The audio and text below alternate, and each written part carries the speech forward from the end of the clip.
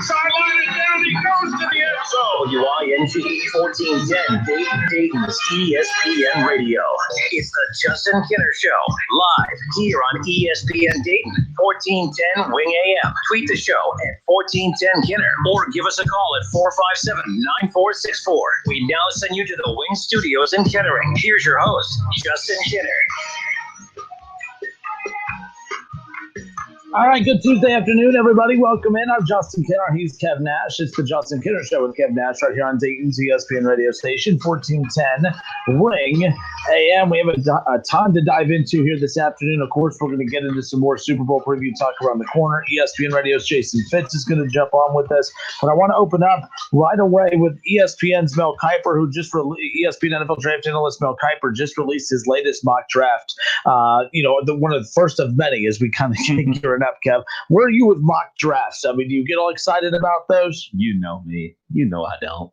You know I don't get excited for that stuff, especially the first one. Like when it gets down to what is the draft? Like the third week of April, like that week of, then I'll start looking like, all right, what's going on? Because, so many things can happen. Obviously, we have the biggest game in sports, the Super Bowl coming up. That affects the draft order. Then you have trades. Then you have everything that happens before that. You have the combine. You have the schools have their own personal combine. So people go up and down. Just let me know what it is when we going into it, so I can know what to expect.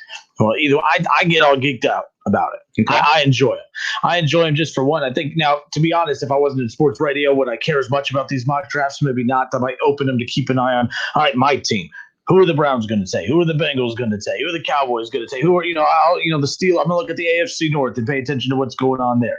So I enjoy it. Now, Mel Kiper in his first mock draft, or I should say this is his second. I think Todd McShay released one a while back, but no, Mel Kiper right now since the season ended. This is his one of his early ones. 4 quarterbacks taken in the top 10. Okay.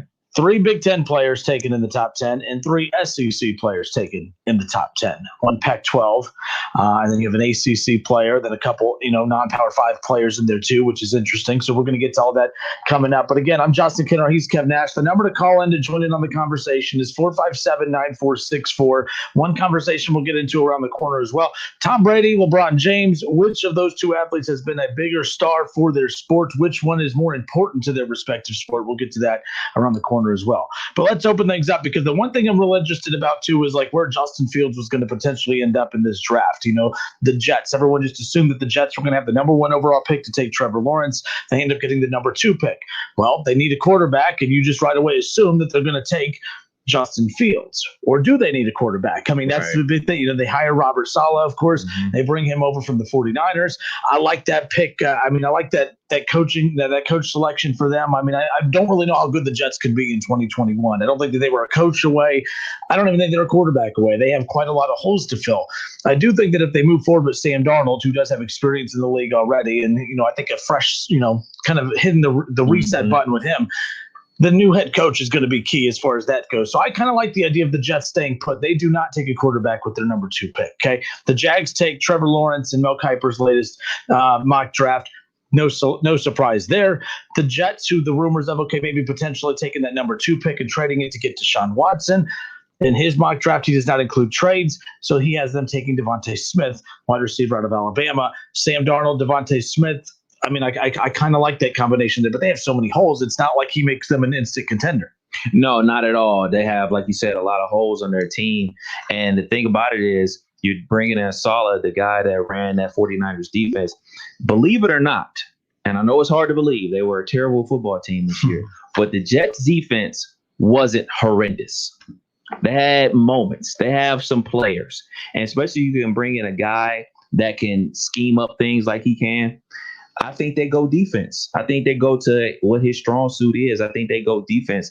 I don't see a problem with them going Micah Parsons super early in the draft.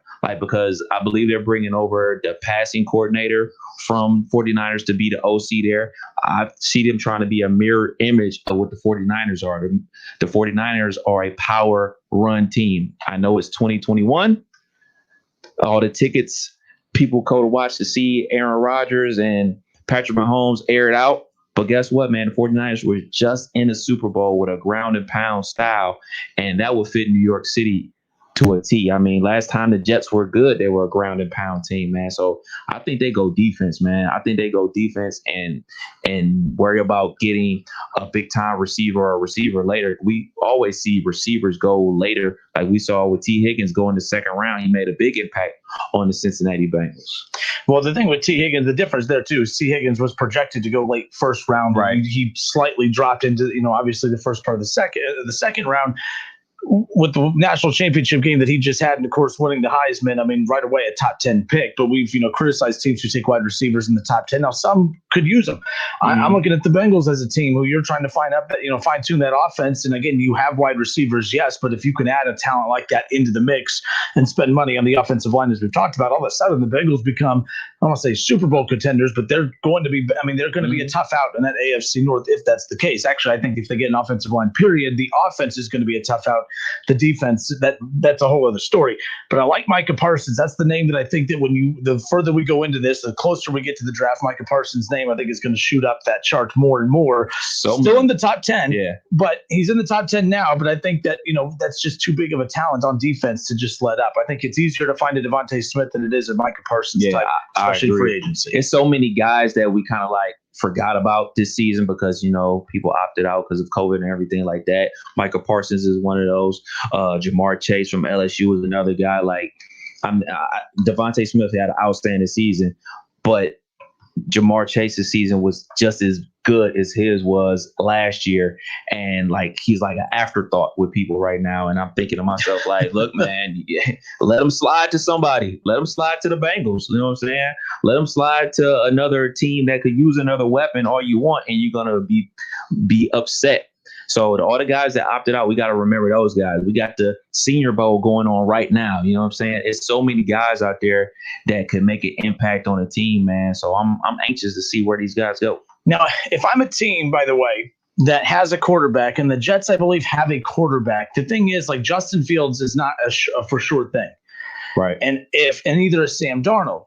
But I would take the quarterback that is not a for sure thing, that already has NFL experience, that you would just assume. I mean, look at Josh Allen. Josh Allen has not been as bad as Darnold, but I think Darnold has not had nearly the weapons or the coaching or the setup as Josh Allen has.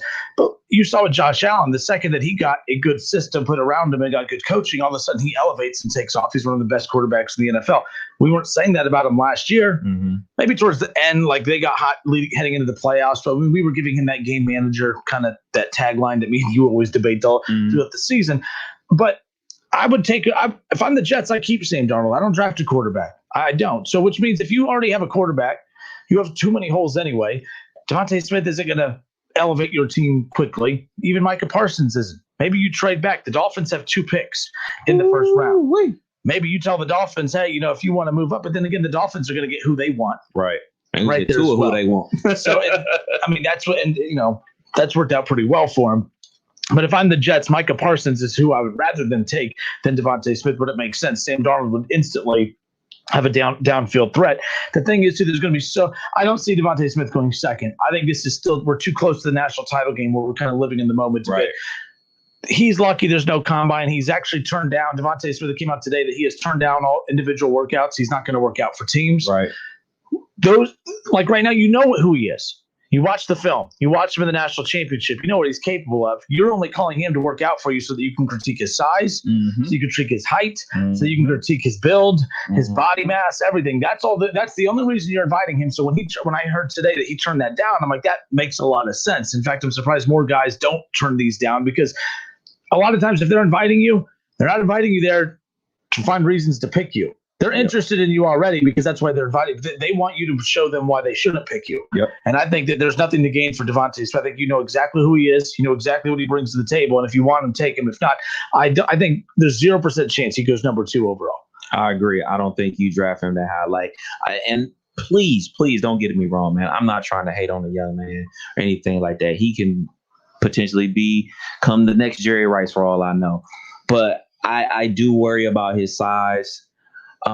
It's not that he's short, because he's 6 feet. 6 feet's not short, but he is very slender. And, we can point to a ton of guys that have made it in the NFL being that size. reminds me of Marvin Harrison and everything like that. The way he moves, the way he glides, so smooth in and out of his breaks. He's silky smooth when he runs his routes. I just worry about drafting somebody that size that high. It's like, man, can I get someone similar to that later on? Like, I just don't think he's that much better than the other guys that are going to go in the first round that are wide receivers.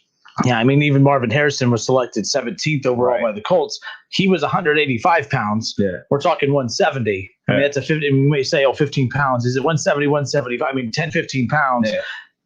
You may be saying big whoop. That's a big difference when you're a wide receiver. Yeah, I mean, and people hear me talk about this with Hollywood Brown. As much as I love him as a deep field threat, man, when the Ravens drafted him, I still wonder why they drafted him so high in the draft. It's just like, he's 5'9". Yeah, he runs like a 4.29 40. That's awesome. But he does have average hands. He is a smaller receiver in the AFC Central. When he goes across the middle, he's not an across the middle threat. It's the deep ball or a quick pass and him using the speed, which is great. I just prefer, especially in the AFC Central, a bigger, bulkier receiver that can do damage not only downfield but inside the numbers as well.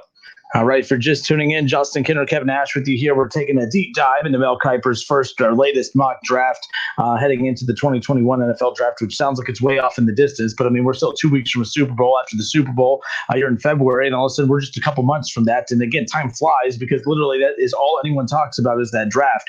Now, there is no combine that was made official last week, so I did find that interesting that people are like, oh, that's going to hurt a lot of guys.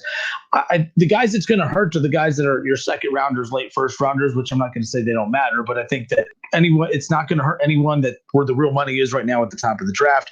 I don't think that, I read an article that Devontae Smith becomes the biggest loser due to there being no combine. I'm like, no. If I'm him, I don't step foot on a field for anybody. I don't work out for any team. I don't do anything. You know what you get with him. I think it affects everybody negatively. To be invited to the NFL Combine, to do all your interviews at once, really knock all those situations out for once. And now it's going to be the Zoom thing, and you have to be coached up on Zoom and everything like that. We've been working in the Zoom world for a while now, but it's still difficult. We just had a Zoom call not too long ago here at the company, and even though you're on camera, you find yourself slouching and just sitting there, just like staring off into space. Like, those are things that these guys need to be coached up on. Now, if you're in a room where our boss, Keith Wright, we always, all right, we're in the room with the boss, who sit up straight, look them in the eye as we're supposed to. But on a Zoom call, it's just so, So I do worry about that for the guys. Also, those guys that in the later rounds that, from the non-Power 5 that we don't care about, quote unquote, they make big impressions. The guys that end up running extra routes for the quarterbacks and everything like that. That's how you find these quote unquote hidden gems and everything like that. So I worry about those guys. I really don't worry about the guys that already pretty much got their first round grades locked up. I worry about the guys at the back half of the draft. All right. Keep in mind, too, the Jets also have 2 first-round picks. To go back to what we were just talking about, they also have 2 first-round picks. So, again, if you're the Jets, you want to trade that number 2 overall pick. I mean, if they're interested in Devontae Smith, I don't use the number 2. You don't use the number 2 pick on a wide receiver. I'm sorry, you just don't. I don't care if you feel you have your quarterback. There's too many holes you have to address. If you can get, another first round, move back, keep your first round, just move back a bit and then acquire a couple second round picks or maybe an additional first, whatever you got to do. But I wouldn't waste that number 2 overall pick on Smith, even as talented as he is. All right, let's continue going down this list. Again, we're going to get to who the Bengals are selecting and the Browns here in just a moment. Even your Steelers have an interesting pick, according to Mel Kiper's latest mock draft. So the Jaguars taking Trevor Lawrence out of Clemson. No surprise there. Devontae Smith, wide receiver out of Alabama. Mel Kiper has the Jets taking him number 2 overall.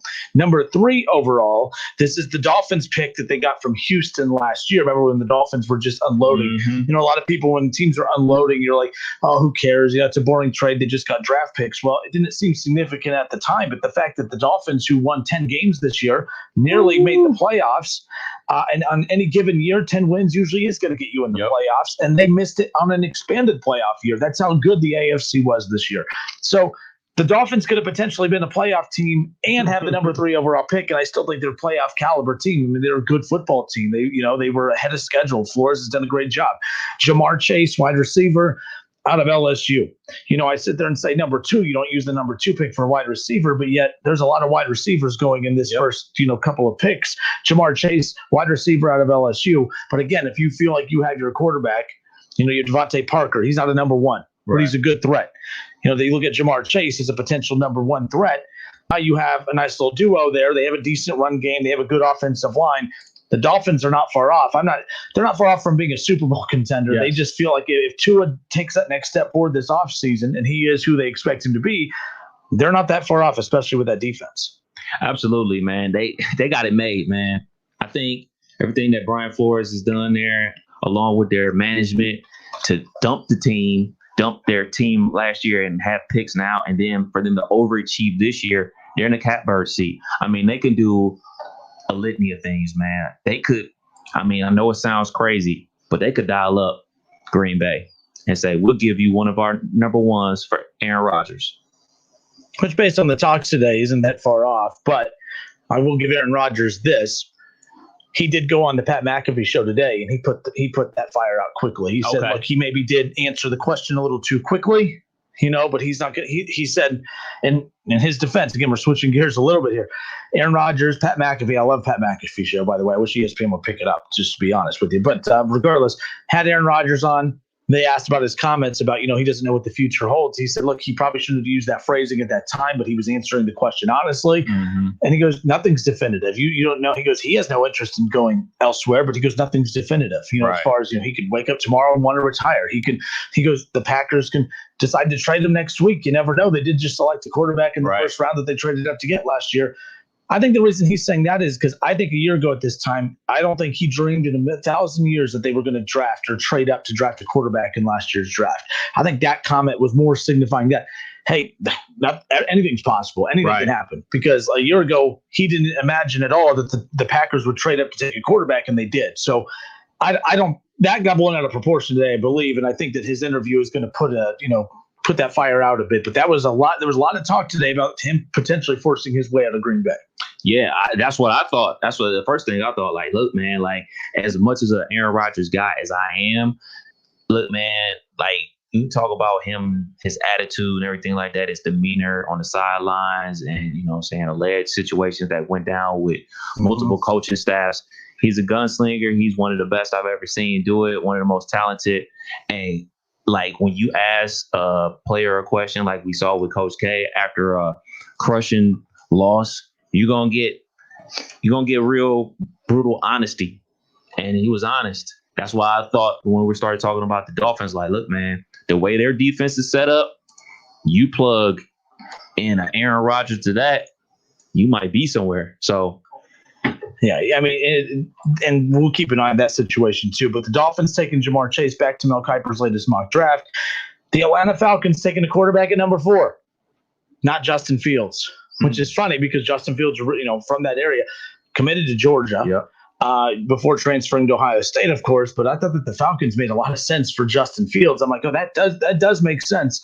Justin Fields does have stuff to work on, and they have Matt Ryan. So if they drafted Justin Fields, I see a perfect scenario there for him to kind of take that Patrick Mahomes approach where you're not playing that first year because you're going to be a backup to a pretty good quarterback. In fact, the Falcons remind me of the Chiefs a bit. They're not coming off of a good playoff season like what Patrick Mahomes was drafted to behind Alex Smith and the Chiefs just a few years ago, 4 years ago. But they have key pieces there that you could work with pretty quickly. And if Justin Fields has Julio Jones here in a year or 2 years, that's a pretty good welcome to the NFL while learning behind. But no, not taking Justin Fields, taking Zach Wilson, the quarterback out of BYU.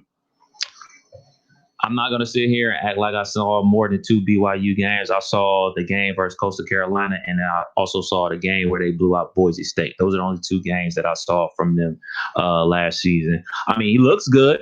I mean, I am the guy that believes that, like, I want a quarterback be the reason why my team is winning in college. And he definitely was the reason BYU had a great season.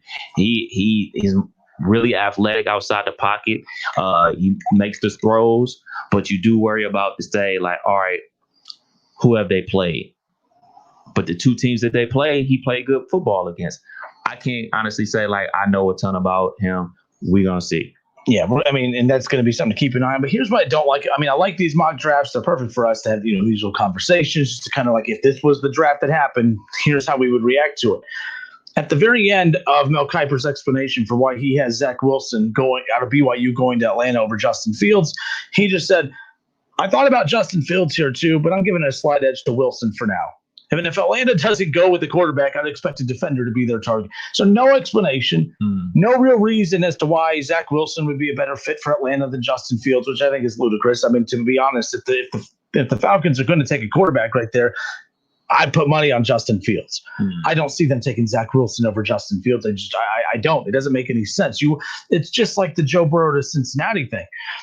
I've asked before, if Tua's completely healthy and he's, if at the time, if Tua's completely healthy and Joe Burrow had the season he did and Tua's still Tua, the Bengals were going to always take Joe Burrow over Tua, no matter how good Tua was, just because of the Ohio connection, that hometown feel. Even though he's not from Cincinnati, he's from the state that, it's just going to have that homegrown feel. That's what Justin Fields is to the Falcons. So if they take a quarterback, I think we're falling into Mel Kiper's trap here of just, that's BS. I think he didn't even have good, like, there was no stats. Oh, yeah. He's better in the pocket. Right. He fits the system for the Falcons better. No, it's just as simply, I'm just giving the advantage to Nick or to Wilson here, Zach Wilson here, for no damn reason. He just says that. It doesn't make any sense. That explanation makes no sense. But I will say that if teams are out here drafting guys because they're from their state alone, like, oh, this is the deciding factor, they're doing themselves a disservice. If they should be drafting the best player for their system and for their team. Like this whole thing about like, oh, he's from here. Like I don't know like how much credence that really has. Like I think it goes back to the LeBron thing. Like, oh man, LeBron's from Akron. Of course the Cavs are going to select him. No, LeBron was the best player on the board. He's the best player available. Draft the best player. I would worry if my team is out here just drafting guys just because they're originally from a state. Like I would worry about that, much like I would be worrying about Urban Meyer just bringing in Ohio State guys because they have an Ohio State connection. I think, but that's a factor of tie goes to the runner in that situation where the reason I brought up Tua is because they're, forget Tua then. Let's say Trevor Lawrence and Justin Fields or let's say Trevor Lawrence and Joe Burrow came out the same year and the Bengals had that number 1 overall pick. I do believe, even though everyone said Trevor Lawrence was the guy, Joe Burrow with the season he had last year was still going to get the rub because he's from Ohio. That's just truly how I feel because of how equally talented they both were last year. This year's kind of the same thing, not really so much with Trevor Lawrence, but I'm talking about with the Falcons sitting there at number 4. If it does come down between, Zach Wilson, quarterback out of BYU, and Justin Fields, both have their flaws, both have their strengths, but I think the tie is going to go to the hometown or the home state guy, whatever you want to call it. That's right. But I know what you're saying. I'm not saying that there's a more talented linebacker here, the less talented linebackers from your state, and you go with the less talented linebacker because he's from. Then I'm agreeing with you. But in this case scenario where it's just splitting hairs, right? I think that's where that would kind of be determined. All right. So when we come back, we'll take a look at the Cincinnati Bengals, who Mel Kiper has taking with their number 5 overall pick. The Eagles have an interesting selection at number 6. Justin Fields is in the top 10, but we're still quite a few picks away before we get to who selects him. And it is an interesting team, by the way. Kev, I don't think you're going to be a fan of it as well. Mike Parsons dropping quite a few spots as well from what we expected. More of the Justin Kinner Show with Kev Nash. More of Mel Kiper's latest mock draft when we come back. More reaction next.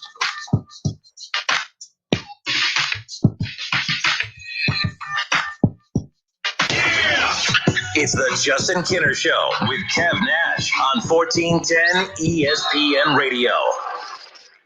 ESPN 1410 Wing AM weather. This afternoon will be cloudy with some rain, a high near 42. Tonight's also going to be cloudy, a low around 30. And tomorrow will be cloudy, a high near 32. I'm Pete Spivak for 1410 ESPN Radio. Weather is brought to you by Cullet Propane. 98% of their customers recommend Cullet. If you wouldn't recommend your current supplier, check them out at culletpropane.com. Tie ball game with the shot clock winding down now. Jones takes the ball to point off the high screen and roll. He puts up the shot at the buzzer, and it's Timothy's Bar and Grill on Brown Street. Dayton Flyers basketball fans can't make it to the arena this season, but want to experience a safe electric college game day atmosphere? Timothy's Bar and Grill is the spot to support the Flyers all season long. Follow Timothy's Bar and Grill on Facebook and Twitter for select game day specials. Go Flyers! You're ready to get back into yoga, so you order the essentials. A non-slip mat, yoga blocks to keep balance, and an exercise ball. And you use your Bank of America Cash Rewards credit card, choosing to earn 3% cash back on online shopping and up to 5.25% as a preferred rewards member, which you put towards your most essential yoga gear. Noise-canceling headphones. Welcome. Take a deep breath. Breathe. Apply for yours at bankofamerica.com/more-rewarding. Copyright 2020 Bank of America Corporation. Hey, my name's James, and a little thing I love about Chick-fil-A's Grilled Spicy Deluxe is the first bite, you get a little kick of spice, and then that cilantro and lime sauce that kind of balances things out. Just delicious. Hey, I'm Amber. A little thing I love about the Chick-fil-A new Grilled Spicy Deluxe is how well all of the ingredients complement each other. It's so good. I like bob my head side to side, dancing while I eat. Chick-fil-A's Grilled Spicy Deluxe Sandwich, available for a limited time only. Real guests stayed for their testimonials. Napa know-how. Getting $20 back when you buy a Napa Legend premium battery is a win-win. Getting it from the best car people around is a win-win-win. Getting it before you're stranded somewhere, that's a win-win-win-win. Save $20 when you get a Napa Legend premium battery. And if that sounds like a lot of wins, you're right. Quality parts, helpful people. That's Napa know-how. Napa know-how. At participating Napa Auto Parts stores and Napa Auto Care Centers while supplies last. Offer ends 2/28/21. Pros bring something extra to every job. Now at the Home Depot, they also get something extra. Pro Extra, our free loyalty program built for pros just like you. Members earn perks with every dollar spent, like Pro Extra Dollars, a tool rental credit, and more. New members get $20 off their next in-store purchase of $200 or more just for signing up. Learn more at homedepot.com/Pro Extra. New year, more rewards, Pro Extra, only at the Home Depot. How doers get more done. Allstate has new lower auto rates. Nope. Allstate has new lower auto rates. Allstate has new lower auto rates. Allstate has new lower auto rates. Allstate has new lower auto rates. There we go. See just how much you can save when you bundle. In the Springfield and surrounding area, call me, Dave Mowdy, at 325-2474, right across the street from Frisch's on East Main Street. The weather can be unpredictable. Be prepared with windshield wipers that can handle anything. Michelin Endurance XT silicone wiper blades are real-world proven for extreme weather performance, lasting 2 times longer than other blades. New Michelin Endurance XT silicone wiper blades, only available at Walmart. There's only one original stuffed crust, and it's only from Pizza Hut. The only place that gives you up to 3 toppings on your original stuffed crust for just $11.99. Order yours online at pizzahut.com. Ask or click for limited time offer. Extra charge for more toppings and extra cheese. Exclusions apply. Starting route. Your destination is 0.1 miles away. If you drive In less than 500 feet, turn left. You have arrived at your destination.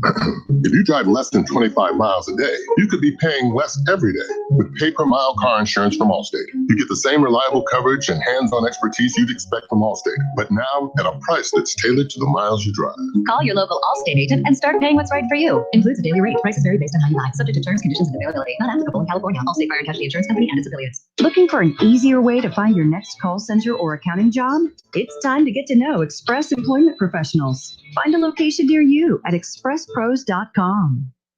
Don't miss the Justin Kinner Show with Kev Nash, weekdays at 3 p.m. on Dayton's ESPN Radio, 1410 Wing AM. So you want to talk about outliers? Those guys are outliers. You're lucky that this thing's separating us. That's all I got to say. For facts, though. I got your facts right here. I got your facts right here. Listen, stream, and now watch. Search the Justin Kinner Show on Facebook to follow along.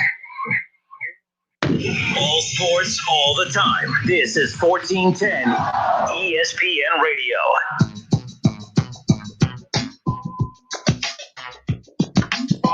Oh, man, got your Steelers fans all fired up today. What's up?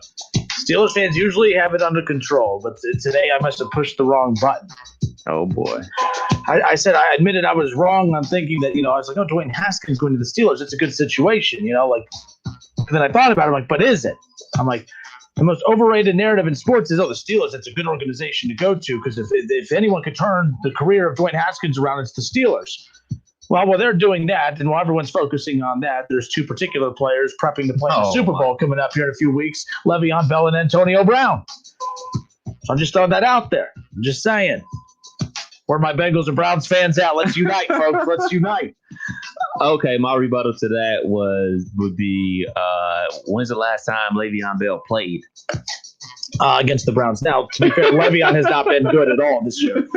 Antonio Brown only played in 8 games when he's on the Bucs. And the Bucs, he's third in catches on the Bucs this year. Only played 8 games. Has 4 touchdowns. He did not play in the championship game. Antonio Brown's not their number 1 wide receiver, but I do believe full this season of playing, full off season.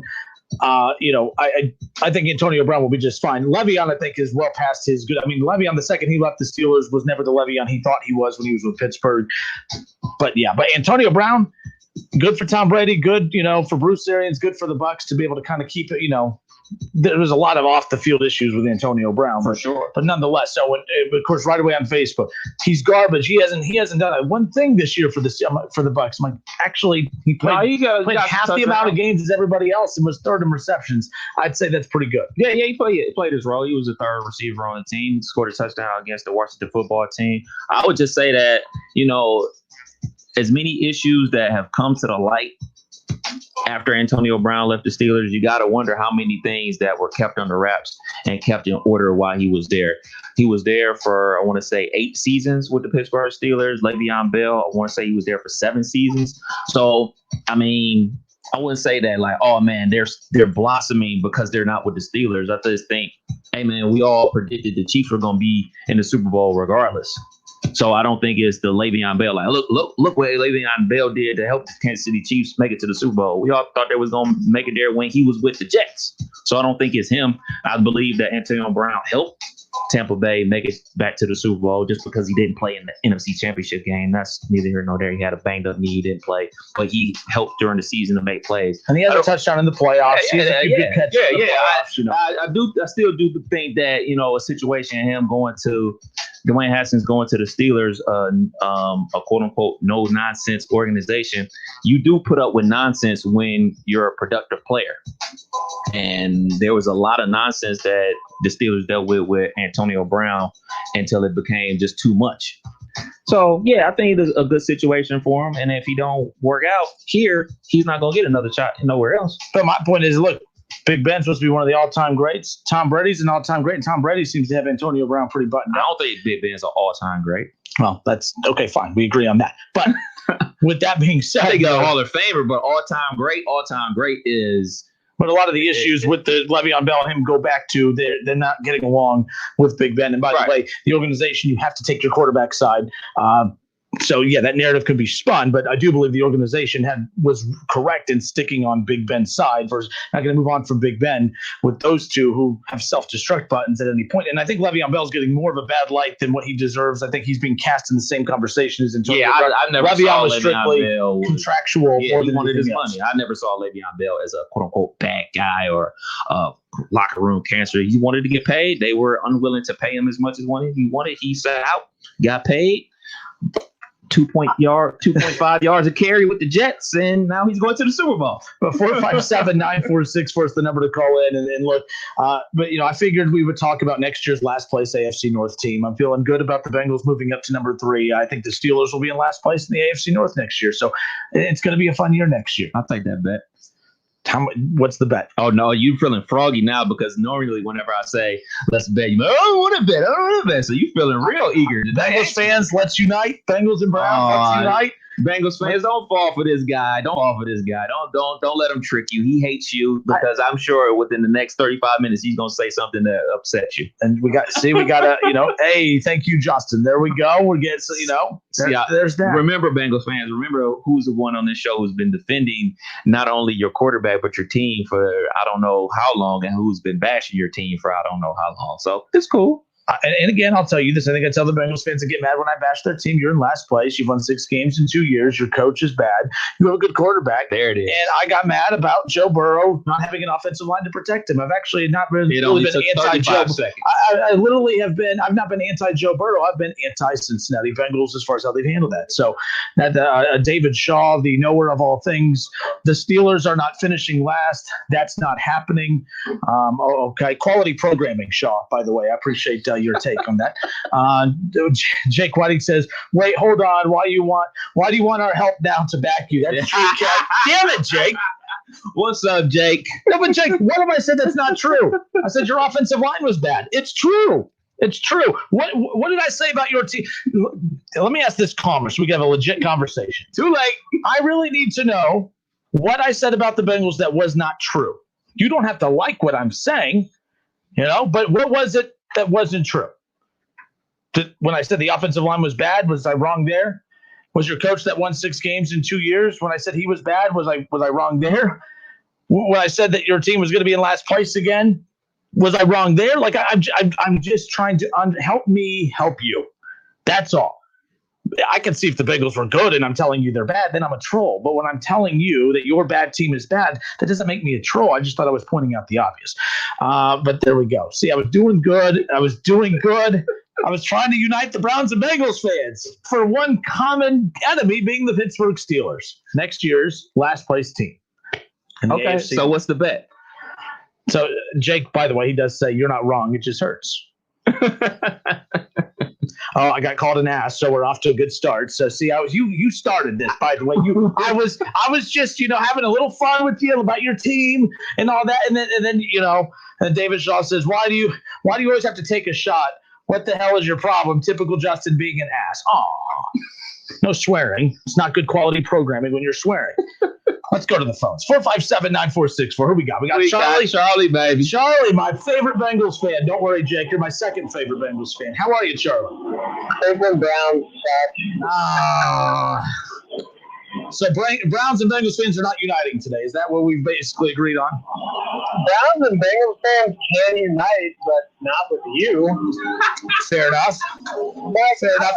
You know what? You're going to be a tie for last place next year. The Steelers and the Bengals. I was trying to be nice. I would have an absolute blast going to Sunday Night Football with Kevin Nash, Bengals and Steelers, and he would wear all the Steelers gear he wants. I guarantee you we'd have a good time. For sure. I've had great times with Steelers fans and Browns fans at Bengals games. But there are always guys in the crowd. And sometimes they'll be at a game and it's not even the Browns game, there's just be a guy in Browns gear. And he ends up getting beat up in the bathroom. It's like, you could have just enjoyed the game, man. Real quick, a lot of times the Browns fans are kind of dumb, though, because you talk about the Browns fan getting beat up in the bathroom. Sometimes it's Browns fans fighting Browns fans, and I've never understood that. I've been to an away game where the Browns fan is fighting the Browns fan, and I'm like, what are you guys doing? You guys don't even make any sense like that, so there's that. Well, don't you remember the viral video in Pittsburgh a couple years ago where the Steelers fans are beating each other up? Yeah. I mean, hey, we all have our bad time. Look, I'm a Bengals fan. The majority of our fan base is in Kentucky, so that's all I need to say about that. So I know what it's like. We've got our good and bad Bengals fans. But anyway, I was thinking today, and you were just talking about a little bit, because Brown and Le'Veon Bell are going to play in the Super Bowl. And I know they don't have big roles in the game, but I was thinking Kevin Nash finally gets to know what it feels like to be a Reds fan, because to have these great players that don't accomplish anything on your team, but then go on to win World Series championships. We've been watching it for years, Kev, years and years and years. All these Reds players, they just leave and they're just awesome for other teams. So now you get to taste that a little bit. No, I remember when Manny was on the Cleveland baseball team back in the 90s, and we went to World Series and lost and everything like that. And then Manny starts winning World Series with the Red Sox. So I feel your pain. Okay, but we didn't do anything. We didn't go to no World Series. That's the thing. We didn't do anything. Like Edinson Volquez and Johnny Cueto, I started watching baseball for a while when Cueto left. It just made me so sick, man. But so I mean, I know Le'Veon and Brown aren't going to have big games. I was just thinking about that today, man. It's got to be kind of people need to stop painting Antonio Brown as not being good. I have no clue why people are doing that. Like, he has not been bad. He has not been the number one target. He has actually been really good. And real quick, to be honest, like, and I was watching. I'm stealing this. It's not like I'm a big Buccaneers aficionado, but today they were talking about how there was a time where the Bucs had lost 2 or 3, and they were not looking good. The Saints had finally positioned themselves to win that division. The Bucs were in danger of potentially being that last seed to get into the playoffs. And then Antonio Brown, for the last 8 weeks, although he finished 3rd in total catches, he was actually the number 2 receiver for Tom Brady during that back half of the season. And Antonio Brown was a part of that offensive surge that led to the Bucs kind of getting on a run heading into the playoffs. So all I'm saying is Le'Veon Bell, I ain't going to defend him, but Antonio Brown has actually been a huge, it went from being, just rich getting richer. I don't think the Bucs are in the Super Bowl unless they have Antonio Brown. Just me. Maybe not so much this past week against the Packers because he didn't play, but you see my point. I mean, they still had enough firepower to win that game versus Green Bay. But yeah, I mean, let's be clear, man. There's one Hall of Fame receiver on the Tampa Bay Buccaneers, and his name is Antonio Brown, and he's not too far removed from 100 reception season with the Pittsburgh Steelers. Yeah, all the off the field antics is crazy, and we don't need to get into it. But you know what I'm saying? He has shown himself to still be that explosive player, and you best believe he's gonna try to make his presence known in the Super Bowl, because if you remember, he was on the Pittsburgh Steelers the last time they made it to the Super Bowl, and he was on his way to having a breakout game before he broke his ankle. But hey, Charlie, I normally like talking to you, but that background noise is annoying as hell. So I'll talk to you later. 457-9464. Charlie's a good dude for that. He's a Bengals fan. We all have our flaws. He's a Bengals fan. That's his flaw, and it'll be fine. But it is what it is. Okay, so we were talking about Mel Kiper's latest try. Where did he go, by the way? Josh came in all fired up, ready to go. Yeah, Josh Nichols says, "Okay, I'm ready to debate you, Kenner. I got time today," in all capital letters. So who did Kiper have the Bengals taking in his mock draft? You already know that answer, which we'll get into when we come back. Don't go anywhere. More of the Justin Kinner Show with Kev Nash. We kind of took, we kind of got off the road a little bit, but we're going to get back on track when we come back. More reaction to Mel Kiper's latest NFL mock draft, the Cincinnati Bengals, the Cleveland Browns, even Kev's Pittsburgh Steelers. We're going to take a look at, what Mel Kiper envisions the draft kind of laying out as when we come back. Don't go anywhere.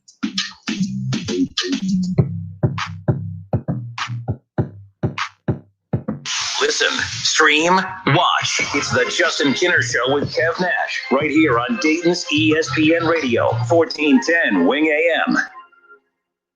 It's totally normal to be constipated with belly pain, straining, and bloating again and again. No way. You could have a chronic condition called irritable bowel syndrome with constipation, or IBS-C. Linzess, or linaclotide, is a prescription that treats IBS-C in adults. Linzess works differently than laxatives to help relieve belly pain and let you have more frequent and complete bowel movements.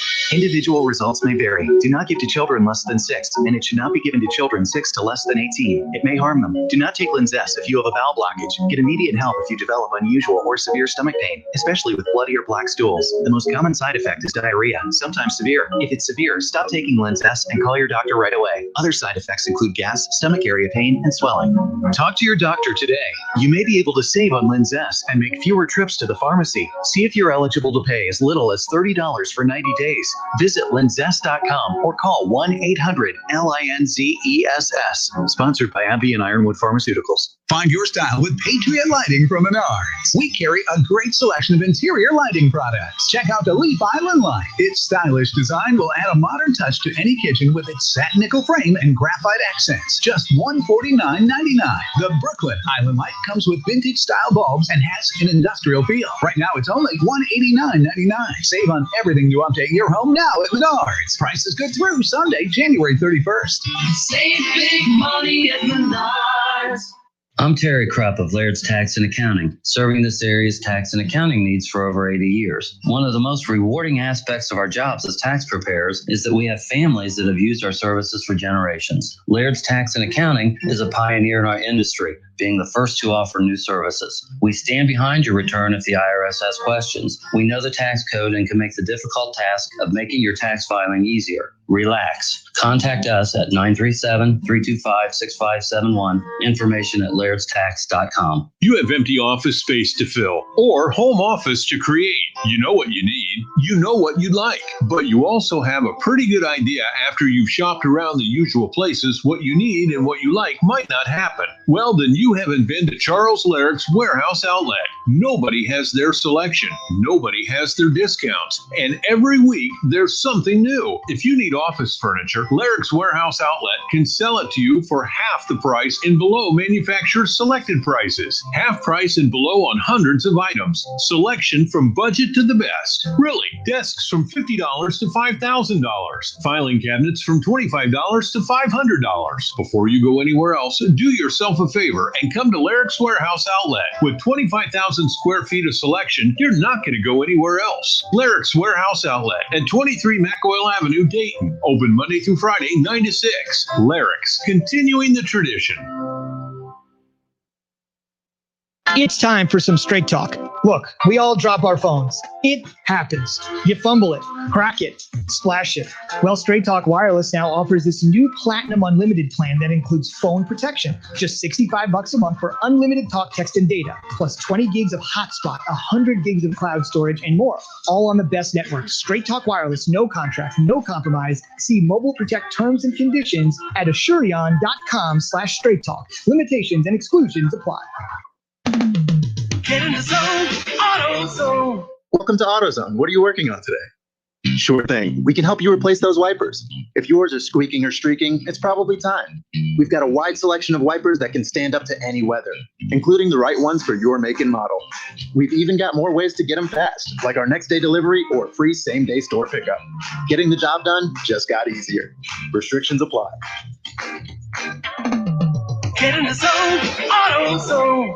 The Big Building Supply and Home Improvement Auction is back at the Clark County Fairgrounds in Springfield. It's all online now, and bidding starts ending Thursday at noon. Go to pbauctions.com and register to bid on name brand home improvement products. Kitchen cabinets, vanities, wood flooring, vinyl, tile flooring, doors, windows, trim, insulation, lumber, fencing, and tools. A huge selection of unclaimed freight. Previews Wednesday, and bidding starts to close Thursday at noon. So go to pbauctions.com and check out this huge building material and home improvement auction at the Clark County Fairgrounds in Springfield. Merrill Guided Investing. Visit merrilledge.com/investing goals. Merrill Lynch, Pierce, Fenner, and Smith Incorporated, both a registered broker-dealer and investment advisor. Member SIPC.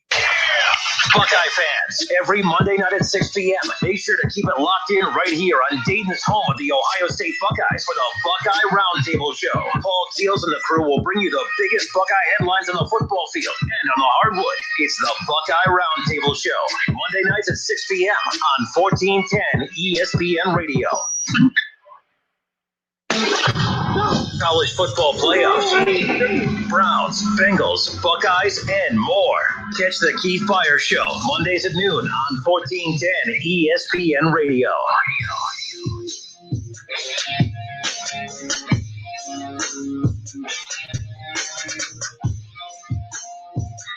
Kevin, how many people agree with you?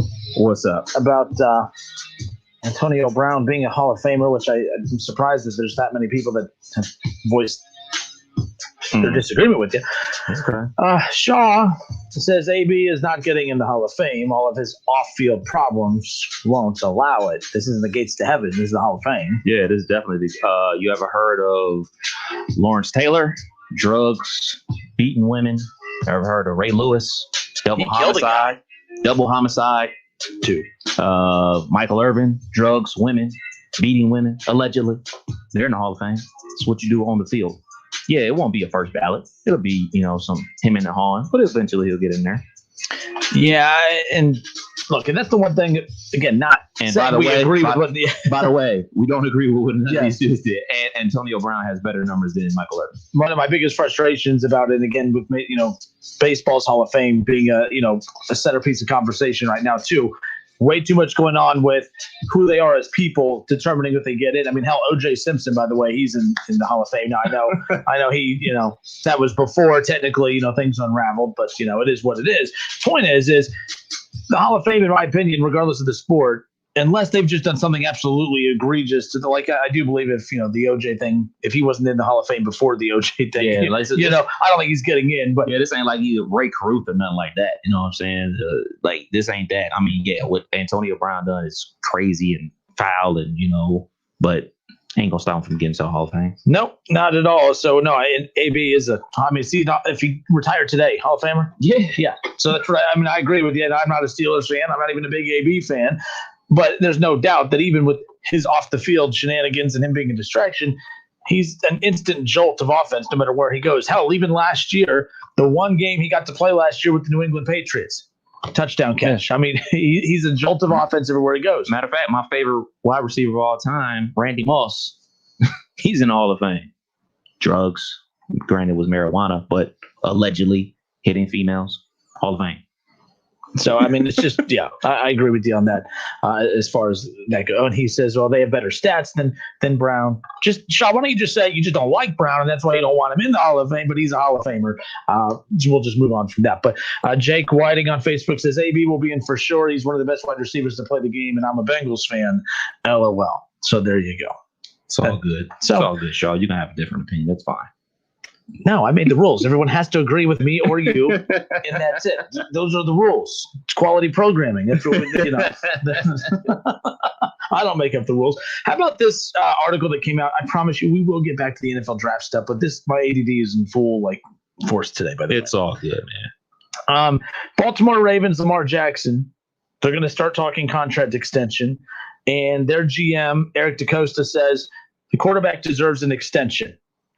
Okay, that he deserves an extension. There's a lot of hidden language in these conversations and these quotes that are being put out there, Kev, because this is the quote from, of course, their general manager, the Baltimore Ravens. He certainly deserves a contract. DeCosta said in his 45-minute end-of-season news conference, he has played phenomenal football over the last couple of years. My intention is to keep him in Baltimore for many, many years. Here's the deal. Jerry Jones has said and is saying these same things about Dak Prescott. Right. The Browns are going to say the same thing about Baker Mayfield at some point, right? Assuming he was able to build on what he did this year. Every team is going to come out right away and say, unless you're Patrick Mahomes, who the Chiefs couldn't get a contract extension in front of him fast enough. All right. At the end of the day, these are guys that every team wants them for long term, but it's not everyone wants you long term, but how much are they willing to pay for you? Right. I don't think this was never a debate about whether the Baltimore Ravens wanted Lamar Jackson for an extension. Of course they do. But how much are they willing to pay him? Right. Because that's where this is really going to get interesting to me, because I find Lamar Jackson to be very fascinating. And I think there's a lot of uncomfortable conversations coming up if you're a Ravens fan. Of course, they want him long term. I don't think he's going to get Deshaun Watson money, and he has an MVP. Now, let's be clear. I'm willing to say this. As good as Deshaun Watson is, it's a horrible contract. I'm not saying he should never have gotten that contract. Let's just be clear. It's not like by the way, I've been on record. They offer him to the Browns, trade him. Find a way to get Deshaun. I'm a Deshaun guy. But he hasn't done anything to the level of what we've seen from Lamar, who's at least won an MVP, 3 straight playoffs. That your team was down and out. You were about to fire your coach, and you put him in as a rookie, and you go on this win streak and make the play. Deshaun hasn't even come close to what Lamar has done as far as team impact goes. I would say about equal. No, not even close. He won a playoff game before Lamar. But fair, but at the same time, Lamar, 3 straight play. I mean, the Ravens were down and out. Mm-hmm. The Texans are down and out with or without Deshaun Watson right now. True. The Ravens were down and out. In comes Lamar. Boom. Deshaun should not have the money that he does. Patrick Mahomes, MVP, Super Bowl MVP. It was no surprise when they gave him that money. And then Deshaun gets that money last year, and I'm like, well, that's very surprising. But it is what it is. We knew that they were going to be working on giving him an extension. But Lamar's not going to come close to that. I don't see that happening. I think he does. I think he's not going to get as much as them, but he's going to be right in the ballpark. He's going to be right in the ballpark. I think he has there's too many things that have to go right for him to be your guy, for him to get that type of money. That's my concern for Lamar Jackson. But that's just the going rate. That's the going rate for a young quarterback. That's the going rate. As much as I say, man, Kirk Cousins has fleeced the system year after year, but that's the going rate for a competent quarterback. He is a competent quarterback. Well, how come you said his is a bad contract? I never said it was a bad contract. I say he's been fleecing them because he ain't that good. But he's a competent quarterback. Competent quarterbacks get $30 million a year. He was getting paid. He was actually getting paid more than that when he was what's the thing that you do when the thing Dak just did? I'm sorry. The franchise tag. The franchise tag. He was fleecing the Washington football team. More power to him. But he was fleecing them. And then he got a big contract with the Vikings, and then he re-upped. That is the going rate. $30 million plus is the going rate for a competent starting quarterback. And he's a competent starting quarterback. And Lamar is a level above him, so he's going to get paid more than him. For 30, by the way, 30, yeah, is a going rate. Baker at the minimum is going to get 30. He's going to get I think 30, he's going to get 32, 33. That's at least. Which, by the way, talk about Aaron Rodgers earlier. He's making 33. And but see, that's the thing. He got that at the time when a while ago. So I mean, that's just one of the things that, like, inflation, the cap goes up, the cap goes down, all those type of things. Like that's how like people get, athletes in general get their panties in a bunch because they see a quote unquote lesser quarterback getting more than them. Like, I'm sure Aaron Rodgers is looking at Kirk Cousins like, really? He gets paid more than me? Like, he's never beat me. He's come to my division. I beat him every single time. He hasn't even won it. I won the division. So, but you signed that contract like 3-4 years ago. He signed his sooner after yours. The money goes up. That's just how it goes. Yeah, and so to use Cousins as an example, just because a team is dumb enough to give a dumb contract doesn't mean that should be the bar. That's the new bar where you start at. Like that's why a lot of teams get mad. I mean, in baseball, you hear it all the time when a team will go in high and give these super contracts to these guys. It pisses off the other owners in Major League Baseball. Right. It's like, what are you doing? Like, there's a lot of anger and uncomfortable, conversations between owners in Major League Baseball for the last couple of years, especially when you had like with Trout getting the money that he did. And there's been a lot of contracts that have been happening over the last couple of years in Major League Baseball where owners have been getting mad at other teams saying, what do you do? You are basically just you're knocking us out of the market for anybody. Right. And that's what's going on here too. But just the because difference between in baseball, there's no salary cap in baseball. Like in NFL, that's what makes the NFL so great. There is a salary cap. You can't just pay your guys whatever you want and keep signing and signing and signing because you make X amount of dollars. They have a cap of money you can spend. And that's why you talk about how, like, oh man, the stat about there's no Super Bowl winning quarterback to be the highest paid quarterback in the league, because they got to be behind the scenes working numbers to try to get enough talent to pay the quarterback his money, find all the draft picks. That's why, like, big time players, like, what I'm saying, like the JJ Watt, like they're talking about cutting JJ Watt because he's going to be making so much money to try to get under the cap and stuff like that. That's what makes the NFL great, because there's always somebody out there that's going to get paid, and then it has a domino effect on another player who's like, all right, he's only 28, but man, he's going to be 30 in 2 years. Let's just go ahead and get rid of him now. Just like Todd Gurley. Todd Gurley wasn't done, but they paid him that big contract, and it was like, oh man, we made this trade to get Jalen Ramsey. We got to pay him. Oh man, we got Aaron Donald. We got to pay him. We got to cut somebody. You, running back, you're out of here. Like, that's what makes the NFL great. Yeah, and they could potentially see the Dallas Cowboys do that with Zeke coming up around the corner. That's something to keep an eye on, especially if conversations move forward with Dak Prescott. My point is that, of course, the Ravens GM wants Lamar Jackson long term, but whether there's coded language in there but for the right price. Mm-hmm. And I think that they're already saying, you're not getting Deshaun money. You're not getting Patrick Mahomes money. And I just think that as good as Lamar is, there are too many restrictions within his game as a quarterback to warrant giving him that level of money. But no, I'm not saying he deserves not even $30 million, but 33, 34 in that range. Someone just asked me about, what about Baker Mayfield? What should his new contract be? I think his is going to be in that 32, 33 range. When it's all said and done. So we'll see. But he's not going to get his contract before Lamar. I believe Lamar's will be wrapped up before. I think the Browns, if Baker next year has if he takes a step back or he doesn't take a step forward, they could do we just talked about with the Dallas Cowboys that they did with Dak, and even what Washington did with Cousins, where they'll just do the franchise tag on him if they have to. So that's that's another thing about it. The quarterbacks themselves, they're waiting to see the other guy, like, and their agents. They you best believe that Lamar wants Baker to get paid first, because his agent is gonna say, well, I won the division, I got an MVP, I gotta be more than him.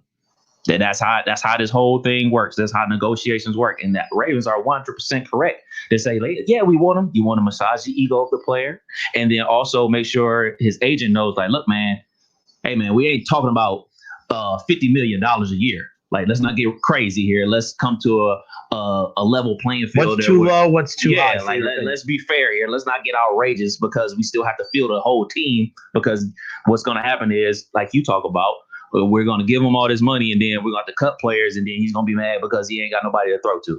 What's too high? What's too low for Lamar? I would say, if we need to go to break and pull up what the top 10, let's do that. Yeah. So, you're right. Again, if you're just tuning in, Baltimore Ravens general manager Eric DeCosta, in his end of season briefing with the media, of course, said, starts talking about Lamar Jackson, saying that Lamar Jackson, they need to start talking about his contract extension. He deserves it. But he says everything. He avoids the conversation about the price tag. He's saying things that are obvious. Well, of course you want Lamar long term. Of course you would love to extend him for another 4 or 5 years. Of course, if you are the Baltimore Ravens, you want that. But how much money are you willing to spend? I don't put him in the. And by the way, when I say I don't put him in the conversation to Deshaun Watson and Patrick Mahomes, they believe is the only quarterback that makes that type of money, that deserves that type of money with what he's bringing to the table. And Patrick Mahomes in 2 weeks ends up finalizing the Super Bowl and walking away with his second Super Bowl in 3 years, and potentially 2 Super Bowl MVPs and an MVP. It's the greatest start in the history of the NFL for a quarterback. So, of course, he deserves that money. Deshaun Watson, Lamar Jackson, it's all about tiers. Mm-hmm. But it takes one bad contract to kind of throw those tiers off, and I think that's the Watson contract. The Watson contract might actually help Lamar Jackson.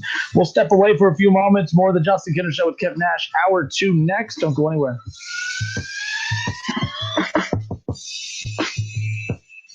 It's the Justin Kinner Show with Kev Nash. Justin, you're awesome, baby. Right here on 1410 ESPN Radio.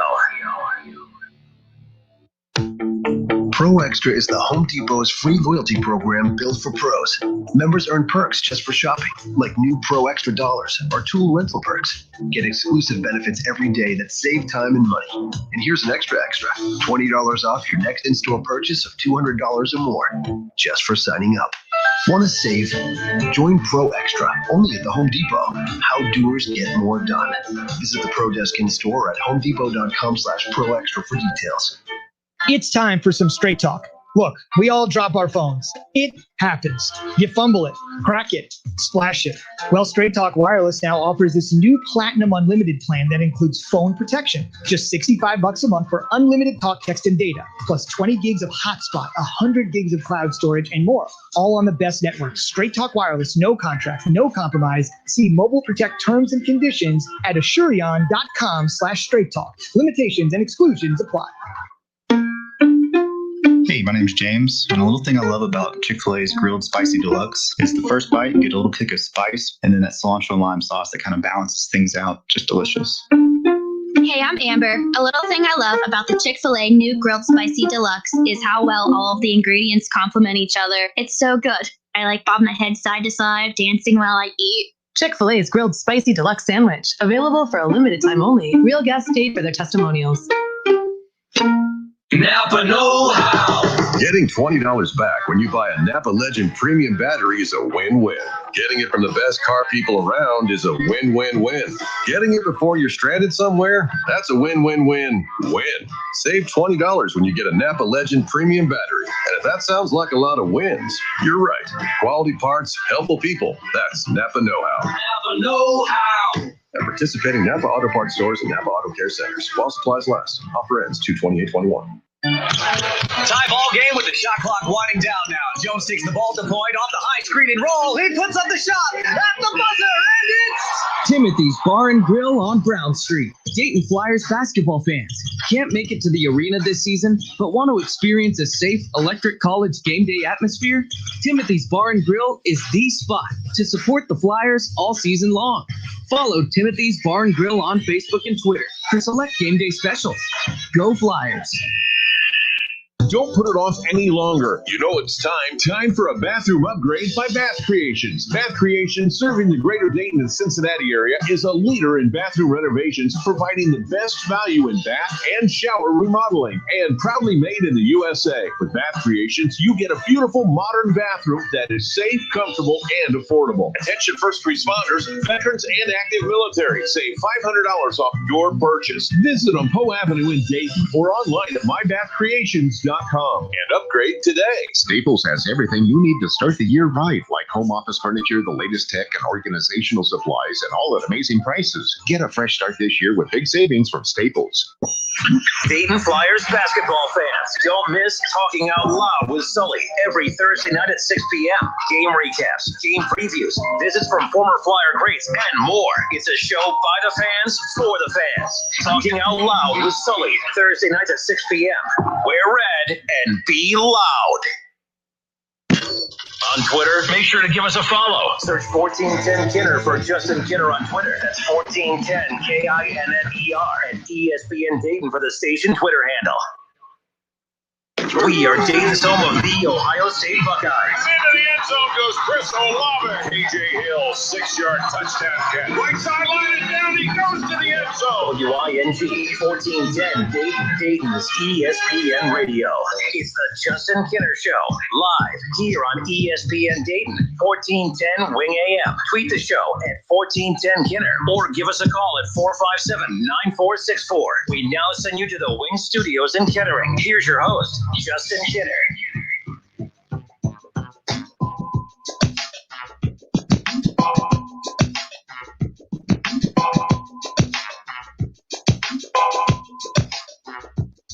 All right, and we are back. Justin Kinner, Kev Nash with you here on Dayton's ESPN radio station, 1410 Wing AM. Now, again, you were getting more conversation about Antonio Brown, Hall of Fame. Still not as good as some of the other Hall of Famers, but you debunked that as well. Yeah, Michael Irvin. Not trying to bash on the playmaker. He's a Hall of Famer, one of the greats. Michael Irvin, 159 games played, 750 receptions, 11,904 receiving yards, 65 touchdowns. Antonio Brown, 139 games played, 886 receptions, 11,746 yards receiving, and 79 touchdowns. Going to the Hall of Fame. Yeah. Today, he's a Hall of Famer, and he's only going to continue to add to those numbers. You took a look at Jerry Rice's numbers. I mean, we know how great he is, best receiver of all time, whatever, but the numbers are insane. Dude. Like, we know how good Antonio Brown was with the Steelers and how good Michael Irvin was with the Cowboys, but like, they're not even close not to what even, he's doing. He doubled Antonio Brown's receiving yards. That is crazy. It is crazy, and I don't want to hear no stuff about like, oh man, Bengals fans like, oh, we know, we know. He played a long time. Look, man, he played a long time. He was good for a long time. It wasn't until his like last season with Oakland where it was like, all right, man, it's time to hang it up. I think he went to the Broncos for like a sip of coffee and played a couple games, but like he wasn't in there like racking up stats. Like these numbers are coming from the 80s. And you also got to think like Jerry Rice's numbers in the 80s where he's putting up 1,000 yards and 1,400 yards receiving. This is in the era of the ground and pound and run the ball a ton. I mean, and he had another big time receiver on the other side and John Taylor. And you had Tom Rathman in the backfield. He had a running back. Like, yo, the numbers that Jerry Rice put up are insane. And you would imagine a receiver like a Randy Moss would be able to touch that. Nope. Nope. Randy Moss is at 4. And he's a modern day Jerry Rice, and he's still like the guy we grew up watching. I got Raiders Jerry Rice, so I'm talking about Randy Moss is the way that the impact of the game is very similar, but the numbers don't even come close. Not even close when you look at how dominant those two were. But so everyone who's just tuning in, of course, this really we haven't even finished our original opening topic, which was supposed to be taking a look at Mel Kiper's latest NFL mock draft, the Bengals, Browns, everybody else. But we'll get to that in a moment. But it kind of steamrolled into this conversation of the AFC North and the Steelers and Antonio Brown and Le'Veon Bell, who are no longer with the Steelers, who are now playing in the Super Bowl coming up here in a couple of weeks. But then the conversation shifted back in favor of the Baltimore Ravens general manager talking about how it's important that they get an contract extension lined up for Lamar Jackson. And duh. And the question was never whether or not the Ravens would be interested in extending Lamar Jackson. The question is always, and always will be for any type of extension, is going to be the money.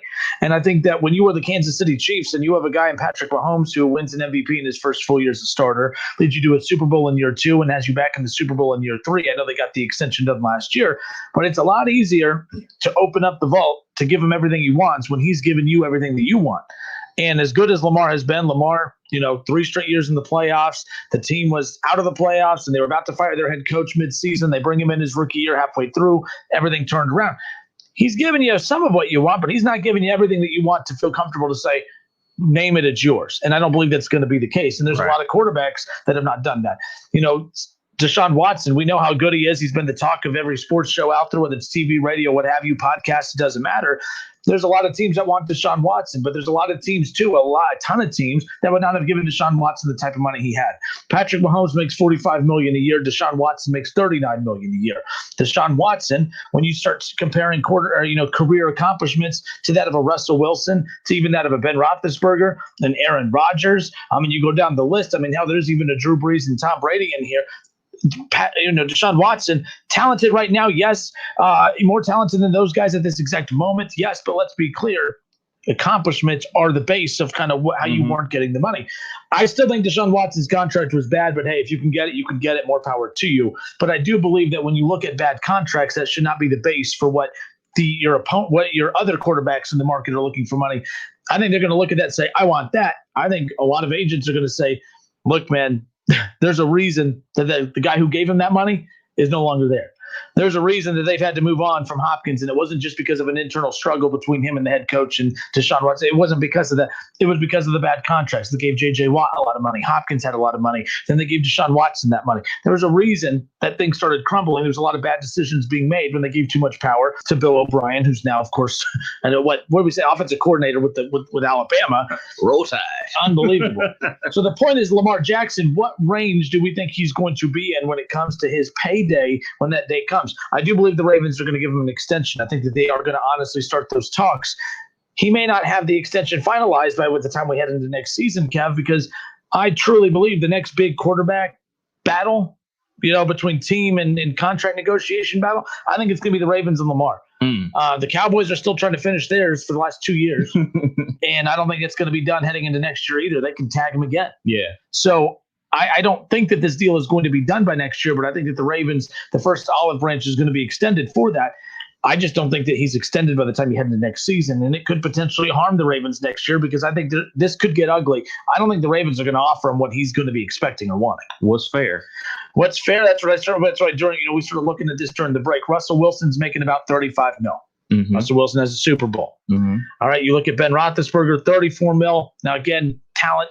But it doesn't matter. That contract that he has is based on what he was doing. And by the way, this year, Big Ben's numbers were fine. Mm-hmm. Big Ben's numbers were good. He threw, I think, he had more passing attempts than any other quarterback in the NFL. Jared Goff, $33 million. He at least took a team to a Super Bowl. All right.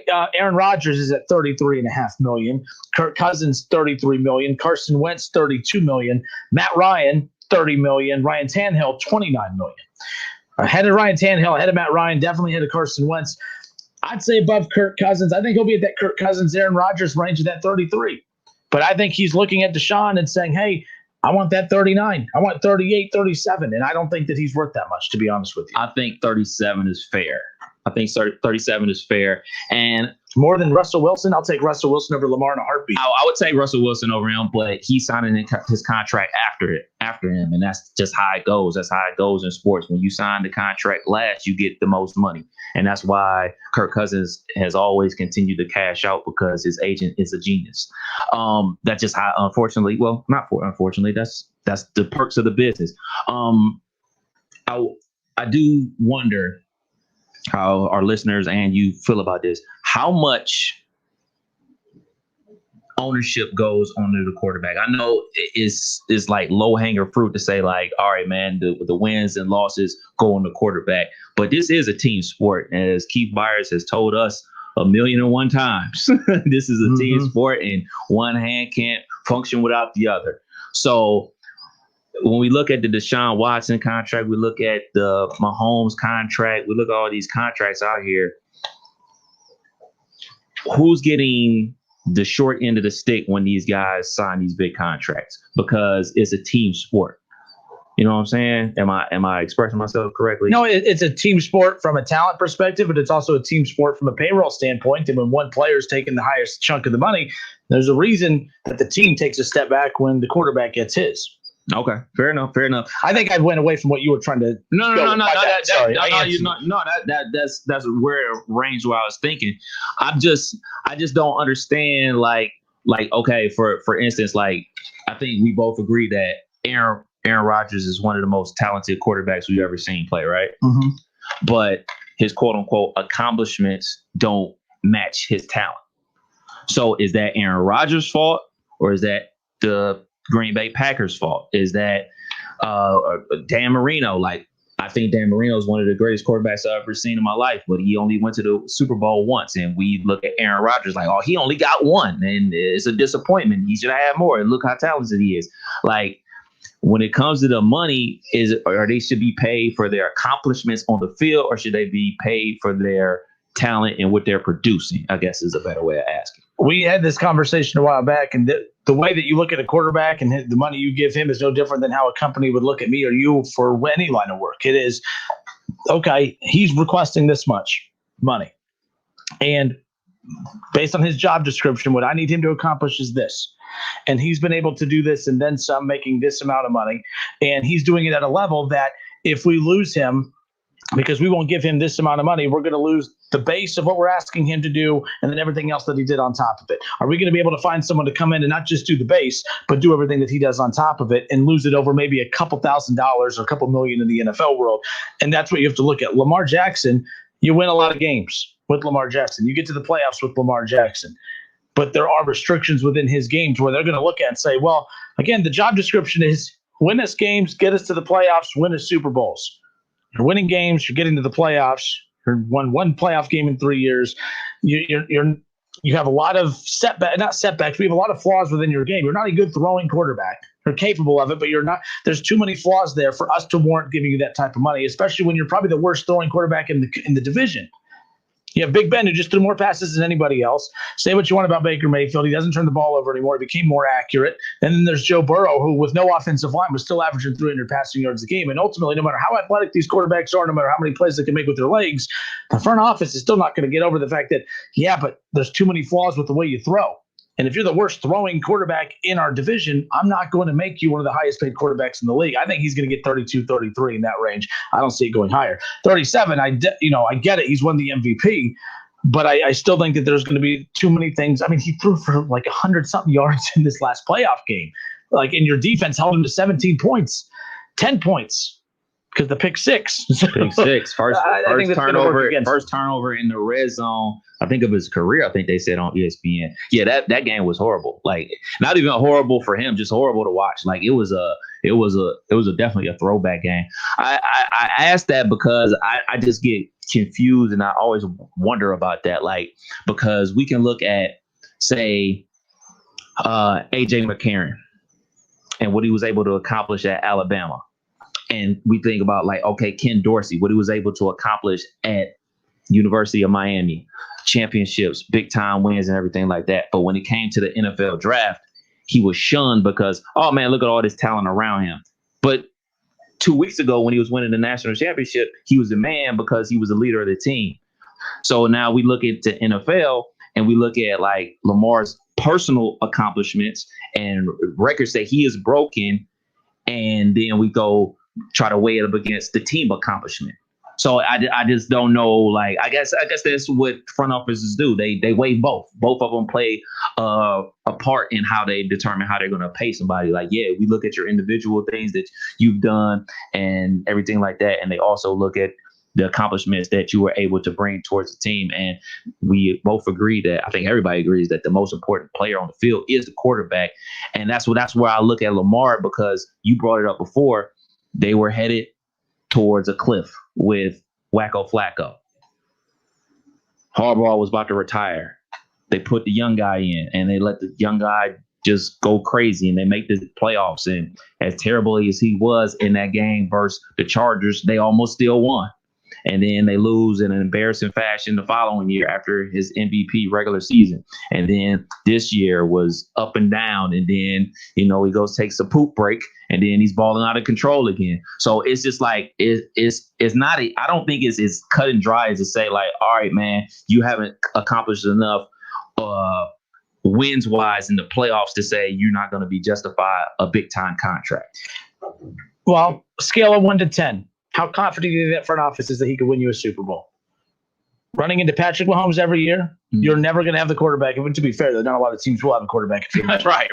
But the Chiefs will not have to do as much to their offense because of this is what's always hurt Aaron Rodgers. What works against Aaron Rodgers, what is his strength is also his weakness. And we talk about the comparisons in our everyday job. When you show your bosses that you could do more with less, you're always going to be doing more with less. You're never going to get back to a point and say, oh, man, look at all that we're doing with what little we have. I can't wait for when we get back to normal and get everything back. You're not getting everything back. So when Aaron Rodgers wins with ain't no normal. When Aaron Rodgers wins without the front office giving him, offensive weapons in the first round of the draft, which whatever. I'm tired of Aaron Rodgers using this as an excuse. They're a top 5 offense 5 of the last 6 years, and he's going to sit there and act as if, they don't give me any help. He said that on McAfee today? Huh? He said that? No, he didn't say that. No. But everyone's arguing about Aaron Rodgers and the team doesn't give him help. And I'm like, what are you talking about? He has a top 5 offense every single year. That top 5 offense this year got him to the red zone with a couple. I mean, everyone's going to blame the head coach, but if you watch the highlights, he threw into double coverage on multiple times. He was trying to make something happen, but he's lucky those weren't picked off. So I'm just like Aaron Rodgers. At the end of the day, this is a situation where he's had an opportunity to win games, and he did it. He came up short. He comes up short every year in the playoffs. That's the narrative. The narrative still exists with Lamar Jackson. Aaron Rodgers has won a Super Bowl, yes, but it's been a decade now. Lamar's made 3 straight playoffs. You finally won your first playoff game this year, but the last thing we remember about you is the game where you threw for 100-something yards.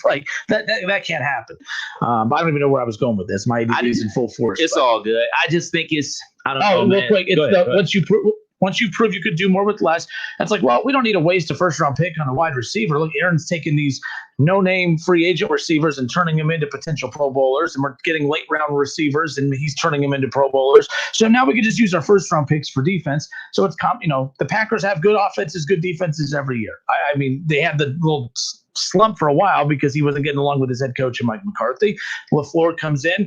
Everything turns around, and now LaFleur is the bad guy again, because it's never Aaron Rodgers' fault. It's Lamar Jackson's fault when they don't succeed. It's Dak Prescott's fault when they don't succeed. It's Baker's fault when the Browns don't succeed. It's every quarterback in the league's fault when their team doesn't succeed. But somehow, some way, the stupid mustache and Aaron Rodgers gets a pass every time. I cannot stand it. He needs to be held responsible too. He's a bad man. He hasn't won a Super Bowl in a long time. It's been 10 years. I'm tired of hearing that. I'm tired of hearing about how dominant he is. He has great numbers every year, yes. But when it matters most, what we judge everything on is what do you do in the playoffs? And me and Aaron Rodgers have a lot in common. For the last 10 years, we've been sitting at home watching the damn Super Bowl. Just throwing that out there. 457-946. We got Green Bay Packer fans that listen to the show, right? Not anymore. All right, we'll be back in a moment. The phone lines are open. We'll take your calls, and of course, we're on Facebook Live as well. So go and check that out, and we'll take your reaction next. Listen, stream, watch. It's the Justin Kinner Show with Kev Nash, right here on Dayton's ESPN Radio, 1410 Wing AM. ESPN 1410 Wing AM weather. This afternoon will be cloudy with some rain, a high near 42. Tonight's also going to be cloudy, a low around 30. And tomorrow will be cloudy, a high near 32. I'm Pete Spivak for 1410 ESPN Radio. Napa know-how. Getting $20 back when you buy a Napa Legend premium battery is a win-win. Getting it from the best car people around is a win-win-win. Getting it before you're stranded somewhere, that's a win-win-win-win. Save $20 when you get a Napa Legend premium battery. And if that sounds like a lot of wins, you're right. Quality parts, helpful people. That's Napa know-how. Napa know-how. At participating Napa Auto Parts stores and Napa Auto Care Centers. While supplies last. Offer ends 2/28/21. You took an antacid, and now your frequent heartburn's back. Stop heartburn before it begins with Prilosec OTC. Its unique delayed-release formula blocks heartburn at the source for 24 hours, so you can extinguish heartburn before it starts. Make the switch to Prilosec OTC today and live heartburn-free. Prilosec OTC. 1 pill a day, 24 hours, 0 heartburn. It's possible while taking Prilosec OTC. Use as directed for 14 days to treat frequent heartburn, not for immediate relief. Liberty Mutual Insurance Company presents. And Doug. Breathe out and repeat after me. Liberty Mutual customizes your car insurance so you only pay for what you need. Liberty Mutual customizes your car insurance so you only pay for what you need. Your bird is eating my candles. Your bird is eating my candles. No, seriously, he's making a mess. No, seriously. Liberty, liberty, liberty, liberty. Get a customized quote at libertymutual.com. Fever is a leading symptom of the coronavirus, so take your temperature twice a day with the Exergen Temporal Scanner. It's quick and easy to use, and its accuracy is backed by more than 80 clinical studies. Have your family start and end their day with the only home thermometer used and recommended by hospitals, doctors, and nurses. Your family can take their temperatures in seconds to know where they stand in the fight against COVID-19. Protect your family from the spread of this deadly disease and stay safe with Exergen. Liberty Mutual Insurance Company presents. And Doug. Okay, class, let's bump it up to 9. Come on, Limu, keep pedaling. We got to build our endurance to let more people know that Liberty Mutual customizes your car insurance, so you only pay for what you need. Pick up the pace, bird legs. Hey, don't talk to Limu like that. I'm not, I'm talking to you. Liberty, liberty, liberty, liberty. Get a customized quote at libertymutual.com. Buying some pretzel sticks? Excuse me? This is your wake-up call from TracFone Wireless. Okay. What if you didn't eat all those pretzel sticks by the end of the month, so this store took them back? Good luck. That's how some wireless companies are with your data, but TracFone Wireless gives you unlimited carryover data with active service, so you keep what you pay for. Plans start at $20 a month. Wow, that's cool. Sir, are you bothering the customers? Yeah, hang on. This is your wake-up call, people. TracFone Wireless. Now you're in control. Available at major retailers. See terms and conditions at TracFone.com. Need legal help? We can help. Hi, this is Mike Foley, your Montgomery County Clerk of Courts. Have you heard about our new help center? It's located at the Montgomery County Courthouse, providing legal information and forms. And we also share programs and resources that may be available to you. Let us help you navigate the court system. Visit us online at courthouse2u.com for more info. Tie ball game with the shot clock winding down now. Jones takes the ball to point off the high screen and roll. He puts up the shot at the buzzer, and it's Timothy's Bar and Grill on Brown Street. Dayton Flyers basketball fans can't make it to the arena this season, but want to experience a safe electric college game day atmosphere? Timothy's Bar and Grill is the spot to support the Flyers all season long. Follow Timothy's Bar and Grill on Facebook and Twitter for select game day specials. Go Flyers! At Charmin, we heard you shouldn't talk about going to the bathroom in public, so we decided to sing about it. I love my Charmin Super Mega Golden Gold. That's on. It's DP Gold, yeah. Charmin's got 6 rows in one. That's forever on my buns. Only Super Mega when I'm cleaning. Charmin's got my booty believing. Charmin Super Mega Roll is 6 regular rolls in one. Enjoy the go with Charmin. Beth just said goodbye to her polka dot heels. Goodbye. She sold them on Mercari to Shelley, who gladly said Hello. just after she said goodbye to a set of bright orange cookware. Really, Mom? Citrus? They sold quickly on Mercari to Dan. Oh, these are groovy. Then Dan sold his rollerblades on Mercari. Bye-bye. I bike now. Which took us back to where we started with Beth, who said, Hello, rollerblades. Whee! buy and sell almost anything from home with Mercari, your marketplace. Find it on the app stores or Mercari.com. The Rocket Mortgage Super Bowl Squares sweepstakes is back. It's the largest official game of Super Bowl Squares ever, with millions of dollars in prizes, and best of all, it's free to enter. Every score change, someone wins $50,000. Just enter for free at RocketMortgageSquares.com, and it could be you. Touchdowns, field goals, safeties, extra points. Every single score change will draw one lucky winner from the square to win $50,000. Plus, 2 grand prize winners will win $500,000 they could use toward their dream home. One way to enter, 2 ways to win. See rules and enter for free at RocketMortgageSquares.com. Then tune into the Super Bowl on February 7th to see if you bring home some dough. Rocket Mortgage, official mortgage sponsor of Super Bowl 55. No purchase necessary. Legal residence in 50 U.S. and D.C. of age of majority. Ends 2/4/2021, 11:59 p.m. Eastern. Equal housing lender licensed in all 50 states and MLS number 33. The NFL entities as defined in the official rules do not offer to sponsor this promotion in any way. Looking for an easier way to find your next call center or accounting job? It's time to get to know Express Employment Professionals. Find a location near you at expresspros.com. 1410 ESPN Radio is Dayton's home of the Ohio State Buckeyes on the hardwood. Football may be over, but basketball is just heating up. Support Chris Holtman and his Buckeyes as they battle it out in the toughest conference in all of college basketball, the Big Ten. Every dribble, every shot, every Buckeyes win. Catch it all right here on ESPN 1410 Wing AM. Whether you're at home, at work, or in your car, tune in to ESPN 1410 Wing AM or stream us live at wingam.com.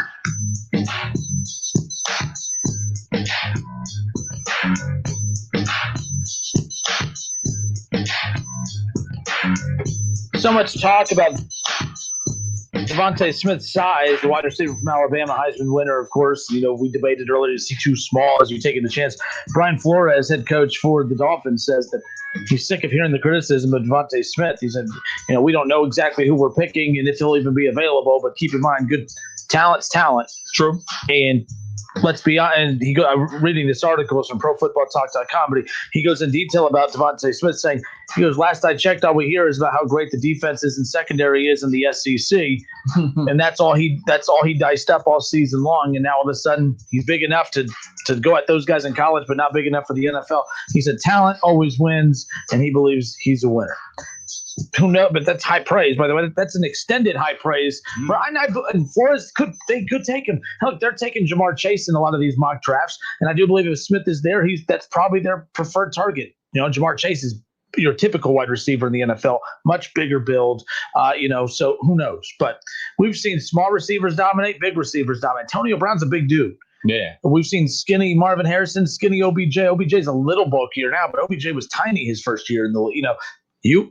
Talent's talent. Like, that's all. For sure. If height bothers you as a receiver, I'll give you that more than the skinny thing. Right? Like, yeah. I mean, other than, I guess, being hit, but receivers get protected. And you know what? And that's for me too, because, in today's game, they do play in space. It's not just in college where they put guys in space. They put guys in space in the NFL. I mean, look at Tariq Hill. He's 5'9", but I mean, he's like a bowling ball. Like, Tariq Hill looks like a running back, really, like playing wide receiver. Like, and shoot, Miko Coleman, he's only like 5'10". So you might be right. I could be dead wrong. I wish the kid nothing but the best, man. Go get your money. Go star out, ball out. Just don't ball out versus Steelers. I'm sure.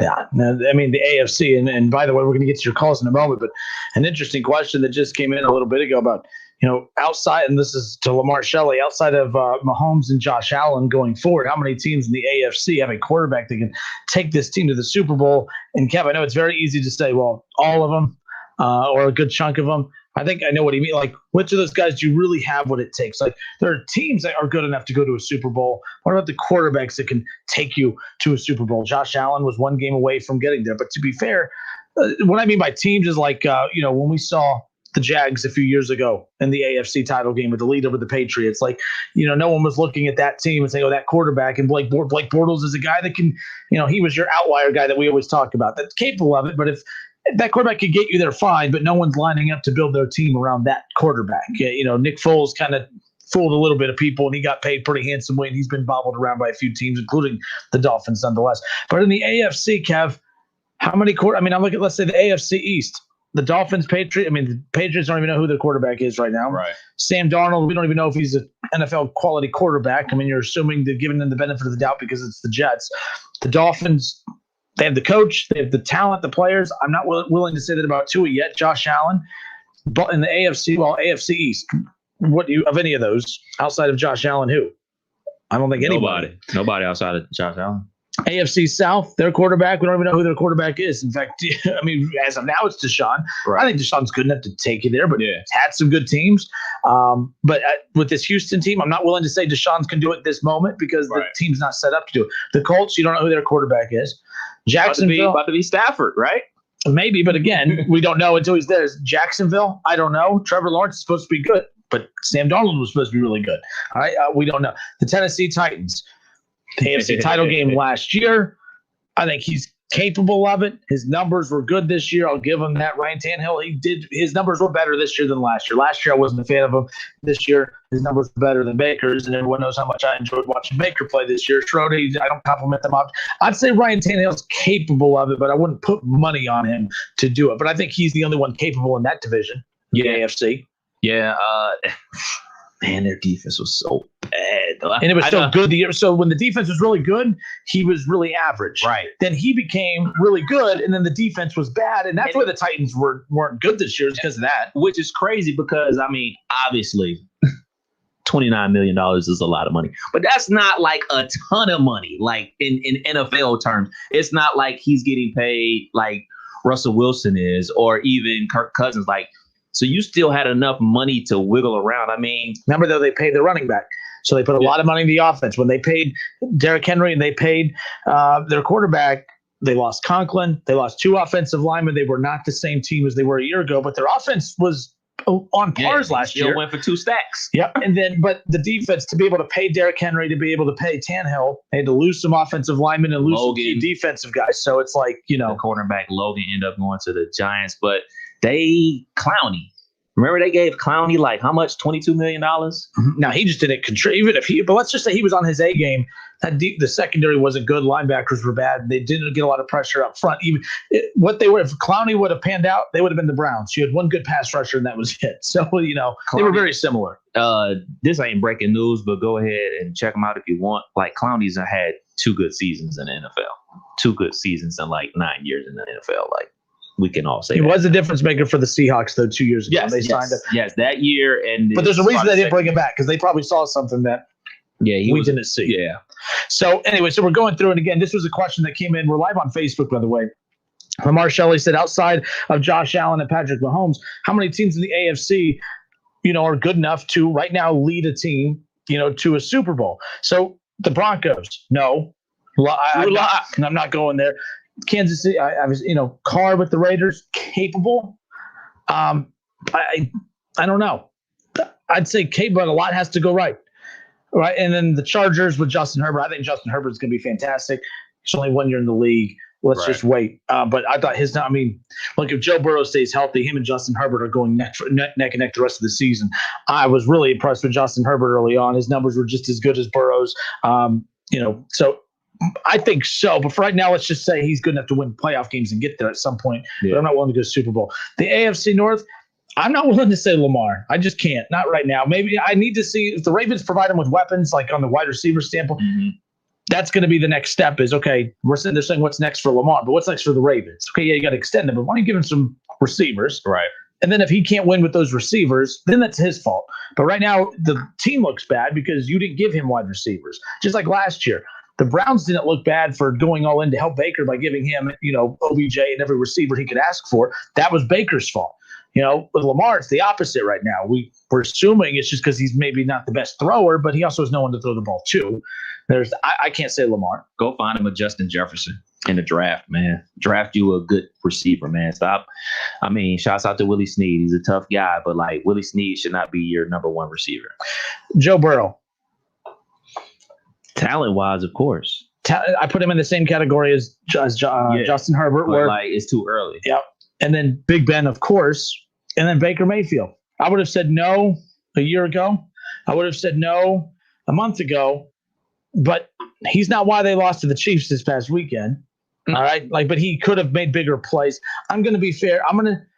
I can't say yes, but I'm not saying no with him. I'm putting him in that category with Carr, where I'm like, things have to go right, but I'm putting every quarterback in the AFC North outside. I was trying to not be a homer, but screw it. Fine. Baker, baby.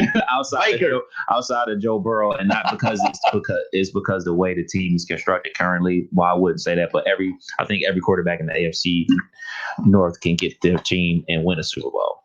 Yeah, interesting. But we'll do the NFC side coming up. But, we were talking about the Packers a little bit. I don't even know how we got into the conversation of the Packers. But, this morning, the thing with Aaron Rodgers that fascinates me, he's going to win an MVP coming up. Okay. And MVPs are great. That means you had a really good regular season. But to me, It's all about what you do in the postseason. We've seen Aaron Rodgers win a Super Bowl. He won one early. When Aaron Rodgers won his Super Bowl early, we said, oh, man, that's not the last either. I mean, if he's won one now so young, I mean, just like we did with Patrick Mahomes last year, and we just assumed, oh, there's more to come. And sure enough, for Patrick, there is. But what Patrick's doing is what we thought was going to happen with Aaron Rodgers. And Aaron Rodgers has remained good, remained at a great quarterback move. But the postseason moments haven't been there. They just haven't. I mean, the most memorable playoff game since his Super Bowl that I remember is the controversial game between the Dallas Cowboys and the Packers of the spot. You know what I mean? Like, so was he down? Was it a catch? Was it, but he just doesn't get it done. I'm just as critical of Russell Wilson in those situations. Lamar's getting into those. Baker gets a win in the playoffs this year. I'm all excited. But next year, again, it's about moving forward and, continuing to, progress. I'm very critical of quarterbacks who, over a good chunk of time, you live off that one Super Bowl and then you don't never get back there. He's never been back to the Super Bowl. Like, I find that insane to me. Lamar, or you look at the Seahawks. Mm-hmm. Same thing. I talk about, you get there early in their contracts when all the money's not put their way, but the second you pay them, it becomes difficult to get he there. Just got paid this year. Who? Russell Wilson. He just cashed out this year. So they've been under the cap, under the paying him mark for. So that means he sucks even more than I thought. But the point is that, he at least got to 2 early on or whatever. We thought, man, if he got to 2 as a rookie and a sophomore no one calls him sophomores, but he's second year in the league, man, sky's the limit. He hasn't been back, and he went out ugly this year. Aaron Rodgers, that's an ugly way to go out. I don't care if his numbers look good in that game. Tom Brady threw 3 interceptions. But it's Aaron Rodgers that, yes, LaFleur should not have gone for a field goal, should have went for it on 4th. But who's to say Aaron Rodgers would have converted on 4th down? How many times did they have to punt the ball during that game? Yeah. That he could have kept those drives going. All 3 turnovers they got from the Buccaneers, they had to punt on those drives. Those are huge. And I know we're talking quarterbacks, but we got to give a lot of credit to the Bucs defense, man. Like, they were lights out. And I know people are talking about how the pass interference was called on Tampa Bay's last drive, and I agree it was a ticky-tack call because the physicality that was played by both secondaries all game long, especially in the second half for Green Bay. And that's how they started getting their turnovers, because they started getting physical, just like Tampa Bay's secondary was physical. I got to give Tampa Bay a lot of credit. Like, they hounded him. They got after him. He was sacked 5 times. Tom Brady was only sacked 1 time. I got to give a lot of credit to Tampa Bay's defense for causing that havoc. Yes, on that 3rd down where it looks like the gates of heaven have opened for him to scramble towards the right pylon to score a touchdown. Yes, I look at that and I say, man, Aaron, you got to see that. You got to be able to make that play. And we go back to them kicking it. That's on coach, but ultimately it's in Aaron Rodgers' hands, and he is a bad man. You expect him to make those plays. You require him to make those plays because he's done it so many times in his career. So unfortunately, it does fall on his shoulders because you're right there. You know what I'm saying? You drive the length of the field for opportunity to score a touchdown, and then you settle for a field goal. Like I said yesterday, there's got to be people in coach's ear telling them, look, man, we got to get points here. We got to go for the 6 now, because if we go for it and don't, we pin them deeper into their side of the end zone. When you kick the field goal, you cut it to 5, you kick off, they get it at the 25. You gave them yards. Yeah. The situation didn't change. You still needed the touchdown. You still needed the touchdown. So it was a losing situation all around. I can't understand that for the life of me, why they kicked that field goal. I have no idea. I don't know what he was thinking. And whatever excuse or reason he gave in the press conference, that ain't good enough. And everybody on that sideline should have been questioning that. Like, we're questioning it maybe, but maybe, just maybe, LaFleur said, Aaron Rodgers ain't converting on 3rd down today. He's not converting on 4th down. And it should, by the way, it was the wrong call. But I think that the reason there's even doubt in his head to begin with is because everyone who puts Aaron Rodgers as this just unstoppable talent, who was very stoppable the other night, by the way, he was stopped a lot of times. And by the way, I was watching that. We all watched that drive. Packers didn't look untouchable moving the ball down the field. They looked ugly in the previous 3 plays leading into that 4th down. I'm not defending the field goal. They should have gone for it because you don't know if you're going to get the ball that close to the end zone to begin with again. But Aaron Rodgers had multiple chances in the first, second, and third down, and they were bad plays, bad throws. And I don't want to hear how he's great all year and LaFleur's great all year, and now LaFleur's bad because of the decision that he made at the end. You can't have it both ways. And my frustration is when you look around the NFL, when you look at Russell Wilson, when you look at these guys that every year we start criticizing a little more, saying, well, why aren't you getting it done in the playoffs? Why aren't you getting it done in the playoffs? But Aaron Rodgers, every year we blame the Packers, but we don't, there's, Big Ben. It's been, well, you've only been beating up on bad quarterbacks over this last decade. You haven't won the big one against Tom Brady. You haven't done that. We criticize him. We criticize everybody. The only quarterback that gets a pass is Aaron Rodgers, and it drives me up the wall because he is no different or more special than the other guys. Russell Wilson has done just as many great things with less talent as Aaron Rodgers has, but they both have a lot in common of getting, knocked out of the playoffs in crucial situations when they should be the guys leading him there. And don't say, well, not everyone else is doing. You're saying he's just as good as Tom Brady. Tom Brady's getting it done. Patrick Mahomes is getting it done. There's no excuse. Find a way to get it done. That's my analysis right there, right? 457-946. So in other words, you hate Aaron Rodgers. I think that he gets a pass that no other I don't know. There's no other quarterbacks in the league that get as much of a pass as he does. Who we got, by the way? We got Tim. Tim, welcome. Where are you from, Tim? Kettering. What's up? You're on. This is Tim, the Packer fan. Now, first of all, Aaron Rodgers and Russell Wilson are not the same. Aaron Rodgers is better. Look at the game. Threw the 3 touchdown passes. Threw for 380-some yards. He should have ran that in on third down. That was a mistake. And he did make a couple of bad passes. But at one time, he was, 8 of 8 to begin the game? The Packers, Kevin King, letting a guy get behind him. There's no times out. There's 8 seconds left in the first half. And Tom Brady has a beautiful throw to somebody who's wide open because Kevin King's not thinking. Those are the kind of things that hurt the Packers. I would challenge you to go back and look at Aaron Rodgers' numbers for his entire playoff history. And you look at the kind of numbers, the things he's put up. He's not playing defense. LaFleur made a mind-boggling call. Now, that doesn't mean LaFleur can't be good all season long. And I think maybe a new young coach, made a big mistake. But that doesn't mean we can't have it both ways.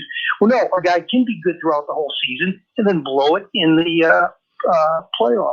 So you don't put any blame on Aaron Rodgers? I mean, he had how many opportunities did he have in the red zone that he didn't capitalize on? He threw an interception in the game, too. He did. He threw an interception. Whose fault was that? He also had for grabby booty. Can't say what I said on Twitter. Did you watch that play? I mean, interception's an interception. You're just not even trying to be reasonable. Now, I'm playing by the same rules that we play with every other quarterback in the NFL. I mean, I don't think that, to be honest, if we're making this argument about anybody, are you giving any other quarterback the benefit of the doubt, or are you just doing that with Aaron Rodgers because you're a Packers fan? Hey, Aaron Rodgers has got 25 NFL records. Now, only a great quarterback's going to have 25 NFL records. He's got all the big NFL records. That's probably why he gets a pass on some of these things. But something else. Now, you mentioned his mustache. I think you ought to look at how you look on Facebook, man, with yours. What do you think, Kevin? Hey, and you know what, though? There's a reason I grew the goatee out, first of all, because I agree with you. But let's be clear. You're going to attack my appearance. That's fine. I'm 5'5".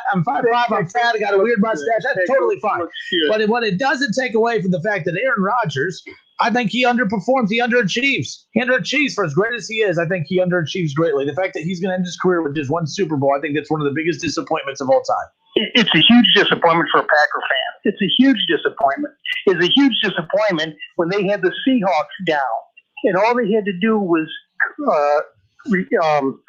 receive the onside kick. Mm-hmm. And Bostic jumps up. The guy who's supposed to block for Jordy Nelson jumps up and tries to catch instead of blocking. It's going right to our best hand guy, Jordy Nelson, and then boom, Rodgers is on the sideline. A minute later, boom, there's Russell Wilson burning, one of the guys. What the Packers have been lacking is not a receiver. I'd love for them to have a big-time receiver. But Aaron Rodgers is a great receivers coach. He's going to take undrafted free agents and make them look like Pro Bowlers. The Packers had Reggie White, when they won that one with Favre. They had Woodson when they won it, with Rodgers. The defense has just got to get better. I've told you guys on your show before. Man, you don't like Rashawn Gary? Packers defense, you said they're good every year? they're sometimes okay. You know, we've got some good pass rushers at times, but it's a huge disappointment. Tim, you're not a Rashawn Gary fan? Rashawn Gary's pretty good for you guys this year. I think it was really like the linebacking core that did you guys in. Rashawn Gary's gotten better. Yeah, I think he's going to be good for us next year. Remember, that was our number one pick 2 years ago. No, I think Rashawn Gary, Zadarius Smith, like you said, Tom Brady was on his back once, one sack. He's just standing straight up in the pocket. You know, Aaron Rodgers has got to scramble around. If it wasn't for Rodgers, the Packers would be 5-11. But you could say that about the Seahawks with Russell Wilson. You could say that about pretty much any good team out there. Yes, I would. I'd say that. I think Russell Wilson's a great quarterback. I think he's a great quarterback. Yeah.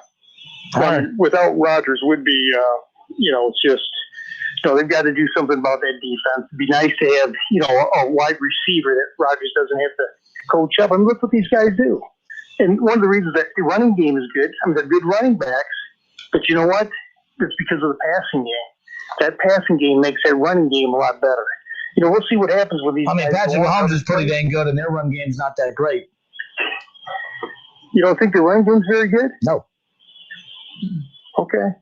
I think the running game's not bad. But yeah, Mahomes is a great player. Mahomes is he's all world. And he's got Kelsey, Travis Kelsey. He's got Tyreek Hill. He's, that's a different kind of thing. We got Valdez. And those guys are great, but Devontae Adams is still better than those guys. I'm not saying together, but Devontae Adams, I think he's the best weapon of all of those guys. It's just Patrick Mahomes. Yes. What are you squinting your eyes for? I don't know. Devontae Adams. Devontae's good. Devontae's great. I don't think he is. I don't think he's an all-pro with another team. He's that because of Aaron Rodgers. I remember when that guy couldn't catch a football and hold on to it. He was a project 4 years ago. That guy was a project.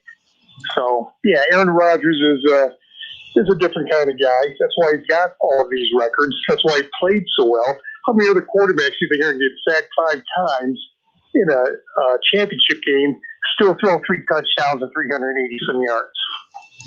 Tim, it's always fun. I'm going to shave this goatee. I'm going to have just a mustache on the show tomorrow in honor of you. Okay. Oh no. In honor of you. No. Hey, don't shave the goatee. That makes a mustache work. Mustache is that bad, huh? We'll see you later. Hey, take care. Later, Tim. Take care. All right. See, I like him better than Bengals fans, by the way, because I ripped his team. He took a shot at me. We laughed. Saying, "By on, we're on our way. We're off and moving." Look. He did what every team does, what every fan does for their teams, and that's make excuses. But the bottom line is that we need to stop acting. I thought that Stephen A. Smith and Marcus Spears today on First Take, they were acting as if this Packers offense was just the worst thing in the world, and that it was just Aaron Rodgers and that's it. Adams is the best receiver. He was the best receiver in football this year. He was this again, and if he follows it up next year, then you could start saying he's the best receiver in football right now. But this year, he was the best receiver in football. Devontae's a baller this year. For sure. Devontae Adams is a baller for sure. The run game, the running back, the run game is one of the best in football. Right, so I don't want to hear that he doesn't have weapons. In fact, to be fair, Kev, you see what they do here. Remember a few weeks ago, the Packers fans, I was taking a shot at the Packers, and then Packers fans called in and said, well, they're not just Devontae Adams. They also have this guy. They also have this guy. People were calling in telling me that it was more than just Devontae Adams. But then today, when I'm saying that he doesn't have help because it has to fit the Packers fans' narrative of, he doesn't have help, now all of a sudden it's Aaron Rodgers and a bunch of scrubs. You can't have it both ways. That's my theme. My theme is always you can't have it both ways. Definitely not scrubs out there. The tight end, the young tight end is real good. Devontae Adams obviously is good.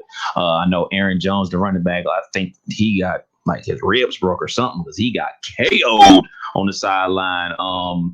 So yeah, they got weapons. Ultimately, man, you got to tip your cap to the other team, man. And I know that's like the easy thing to do. I tip the cap to the Buccaneers defense, man, because nobody has stopped them this season besides the Buccaneers. Earlier in the season, the Buccaneers blew Green Bay out. This in the NFC Championship game, they won because they were way more physical on defense. That's why they started motioning Devontae Adams inside, because to get off the press coverage. Like, they played some old school press coverage. It almost looked like how the Patriots played defense against their fastest show on turf, Rams. Like, they were just grabbing them, basically saying, "Hey, ref, you call it, you call it. You don't, it's not a penalty." That's how physical the Buccaneers defense played against them. And I just tip my cap to the Buccaneers, man. They won fair and square. You know, it's funny. I look at this past decade, you know, and Tim made all, well, if he doesn't intercept, they intercepted it because of this. And if not, they would have scored on this drive, and they would have won because of the. Well, if we're going to do the woulda, coulda, shoulda, now let's go back over this last decade and look at how the fates of certain quarterbacks would be much different and be ahead of Aaron Rodgers. For instance, if, the biggest cheater in college football history, Pete Carroll, Mikey, that was for you. If he actually calls a run play for Marshawn Lynch in the second of the back-to-back Super Bowls, for all of a sudden, Russell Wilson has 2 Super Bowls. Mm-hmm. Peyton Manning. If I look at this past decade, it's Tom Brady, it's Peyton Manning.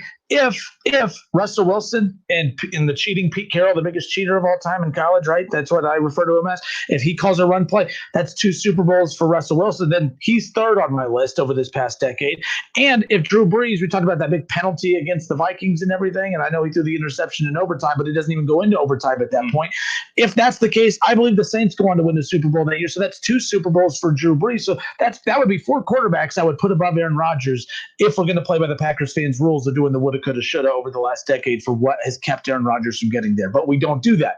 We say, hey, Drew Brees, too bad you didn't get it done. You threw an interception in overtime. You only have 1 Super Bowl. Oh, Russell Wilson, congrats. You got the back-to-back Super Bowls, but you only have 1 Super Bowl win. So Aaron Rodgers is behind. It's still, to me, Tom Brady, Peyton Manning, Aaron Rodgers. I'm giving the rub to Peyton Manning because he not only won more than 1 Super Bowl, but he did it with 2 different teams. So, but Russell Wilson is a play call away from being ahead of you.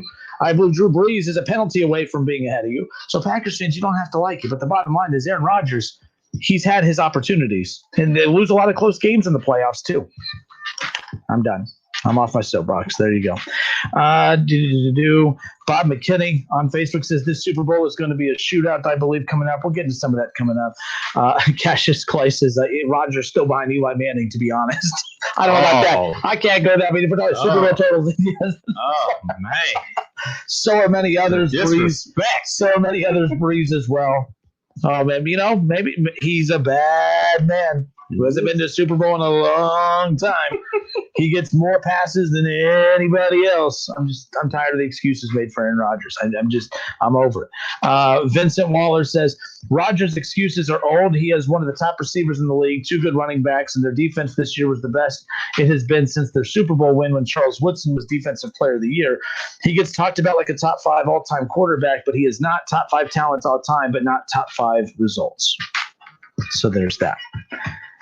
We'll get back into more of this coming up around the corner. 457-9464. We'll be back on the other side of this break. We're opening up the phone lines. Of course, we're live on Facebook. We'll be back. Don't go anywhere.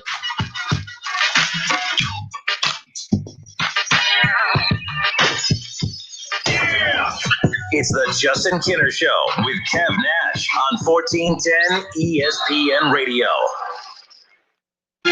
Come into Skyline today and kick it up a notch with andouille sausage conies made locally by Queen City Sausage at participating Skyline locations for a limited time.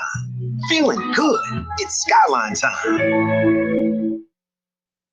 I'm Terry Krupp of Laird's Tax and Accounting. We are excited to announce we are open and here to help with your tax preparation needs. We offer multiple options, both convenient and safe. You can drop off your tax return, upload it to our secure website, or call for an appointment. We have 5 locations in the Miami Valley and 1 in Columbus to serve you. No matter the situation, we're confident we can do the job right. Visit lairdstax.com or call 937-325-6571. Laird's Tax and Accounting, here for you to ensure continued confidence in your tax return.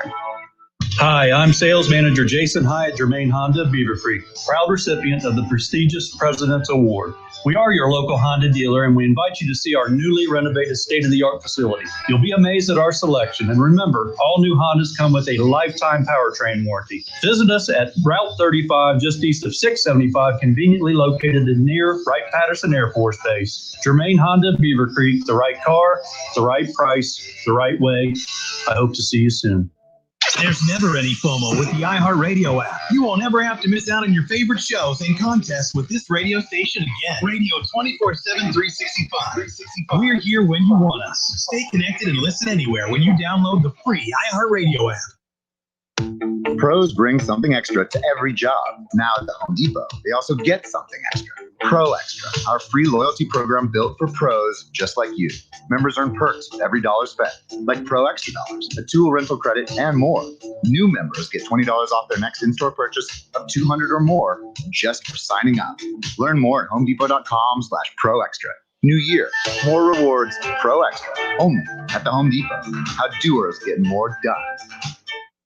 Did you know that upgrading your speakers can make the biggest difference in the sound of your stereo or home theater system? That's right. Change your speakers and improve your listening experience. Hi, this is Kirby with Audio Etc. And right now, all of our speakers are on sale. Audio Etc. features some of the best brands in the world, including Bowers & Wilkins, SVS, Rebel, KLH, Martin Logan, and Bose. Audio Etc. is also proud to have been selected as one of 60 Klipsch dealers in the nation to carry the Klipsch legendary heritage lineup. So whether you're looking for the best or just looking for better than what you have, Audio Etc. has you covered. Visit our crazy cool showroom today and see why Audio Etc. has been the place to go for 35 years. Check out our complete selection of stereo and home theater equipment, projectors, and TVs as well. Quality product, knowledgeable staff, and unsurpassed service. Audio Etc. 551 Congress Park Drive at the corner of Paragon and Centerville, or call 434-9770. Audio Etc's crazy cool showroom. Allstate now has deeper savings, and deeper savings require deep thoughts and a deep voice, like mine. Save for being a new customer. Save more for adding driveways, and save even more for driving safely. Visit allstate.com or contact your local agent for a quote today. As someone once said, saving today is money tomorrow. That's deep. Not available in every state. New customer savings based on early signing discount. Drive-bys is an optional feature. Savings vary based on how you buy. Subject to terms and conditions. Allstate Fire and Casualty Insurance Company and affiliates, Northbrook, Illinois. You're ready to get back into yoga, so you order the essentials: a non-slip mat, yoga blocks to keep balance, and an exercise ball. And you use your Bank of America Cash Rewards credit card, choosing to earn 3% cash back on online shopping and up to 5.25% as a preferred rewards member, which you put towards your most essential yoga gear. Noise-canceling headphones. Welcome. Take a deep breath. Breathe. Apply for yours at bankofamerica.com/more rewarding. Copyright 2020 Bank of America Corporation. Roosters would like to thank all of our loyal guests and all the loyal Buckeye fans for your support this year. Because of you, we've been able to stay open and keep our award-winning team employed. Our team members go above and beyond and are dedicated to providing you and your family the safest dining experience possible, while still providing a fun, casual atmosphere to relax, laugh, and enjoy our award-winning food. Roosters, the official wing sponsor of Ohio State Athletics. Are you ready for tax season? Belmont Business Consultants and Tax Services is ready for you. If you want to come in person, it's a safe environment, or you can just drop off. Belmont Tax also provides a completely virtual, secure client portal. For business or personal, if you want the accurate deductions you deserve, contact Belmont Tax in Dayton and Eaton. Go to BelmontBCTXS.com. BelmontBCTXS.com. Looking for an easier way to find your next call center or accounting job? It's time to get to know Express Employment Professionals. Find a location near you at expresspros.com. Tie ball game with the shot clock winding down now. Jones takes the ball to point off the high screen and roll. He puts up the shot at the buzzer, and it's Timothy's Bar and Grill on Brown Street. Dayton Flyers basketball fans can't make it to the arena this season, but want to experience a safe electric college game day atmosphere? Timothy's Bar and Grill is the spot to support the Flyers all season long. Follow Timothy's Bar and Grill on Facebook and Twitter for select game day specials. Go Flyers! You have empty office space to fill or home office to create. You know what you need. you know what you'd like, but you also have a pretty good idea after you've shopped around the usual places what you need and what you like might not happen. Well, then you haven't been to Charles Larrick's Warehouse Outlet. Nobody has their selection. Nobody has their discounts. And every week there's something new. If you need office furniture, Larrick's Warehouse Outlet can sell it to you for half the price and below manufacturer's selected prices. Half price and below on hundreds of items. Selection from budget to the best. Really, desks from $50 to $5,000. Filing cabinets from $25 to $500. Before you go anywhere else, do yourself a favor and come to Larrick's Warehouse Outlet. With 25,000 square feet of selection, you're not going to go anywhere else. Larrick's Warehouse Outlet at 23 McOil Avenue, Dayton. Open Monday through Friday, 9 to 6. Larrick's, continuing the tradition. The Montgomery County Veterans Service Commission is here to assist veterans during this COVID-19 pandemic. Even though we are not meeting face-to-face, we are here for you. We understand it is a difficult time with this virus threat and the strain of implementing social distancing. For those Montgomery County veterans who have lost their source of income due to their employers having to close or reduce their business hours due to the COVID-19 pandemic, you may be eligible for COVID-19 special financial relief assistance. Please contact the Montgomery County Veterans Service Commission at 937-225-4801 Monday through Friday for more information or to have an application sent to you. You can also visit mcvsc.org. The Montgomery County Veterans Service Commission is here to help Montgomery County veterans during the COVID-19 crisis. Call 937-225-4801 Monday through Friday or visit them online at mcvsc.org. Cordell Transportation is now hiring Class A CDL drivers for home daily dedicated lanes. A $2,000 sign-on bonus, medical, dental, and company-paid life insurance. Call Cody or apply online at CordellTransportation.com. Cordell Transportation, driven to succeed. Looking for an easier way to find your next call center or accounting job? It's time to get to know Express Employment Professionals. Find a location near you at expresspros.com. All right, sports fans, we may not agree on a lot, but what we can agree on is that we would all love a $10,000 payday. Well, great news. Now is your shot. All you have to do is listen every hour, weekdays starting at 7 a.m. for the winning word and enter it at wingam.com. It's the 1410 ESPN Radio 10K payday. Visit wingam.com for more info.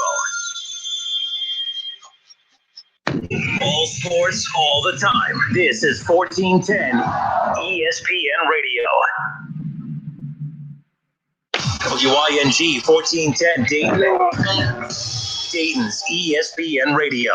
It's the Justin Kinner Show, live here on ESPN Dayton, 1410 Wing AM. Tweet the show at 1410 Kinner or give us a call at 457-9464. We now send you to the Wing Studios in Kettering. Here's your host, Justin Kinner.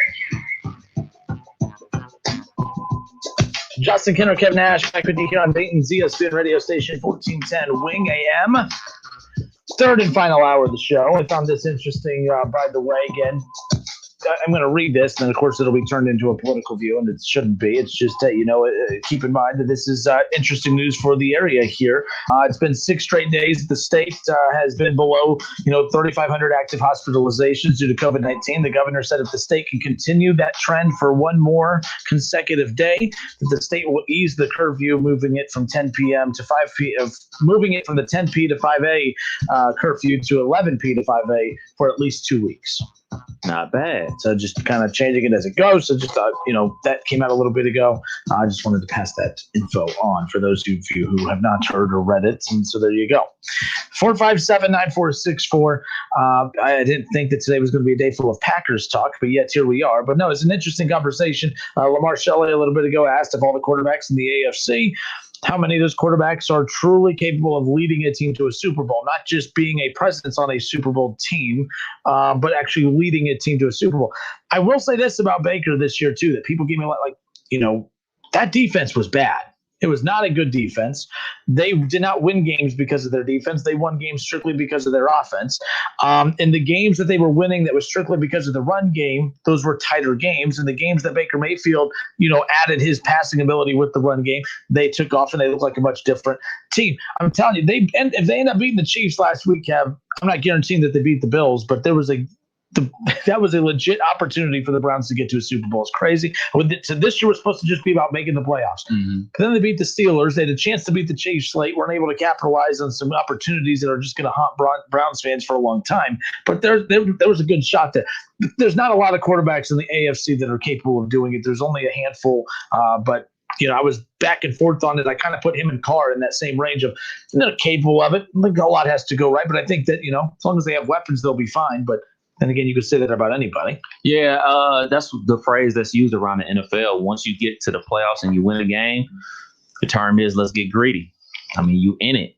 And the whole why not approach. Why not us? That whole thing. And it's like you said, like we think back on Aaron Rodgers and winning the Super Bowl 10 plus years ago. We think about Russell Wilson. It's already been like 6-7 years since they've been back to the Super Bowl. So time moves fast. You know what I'm saying? Like we just like, oh man, it's only been this X amount of years. But NFL careers end eventually.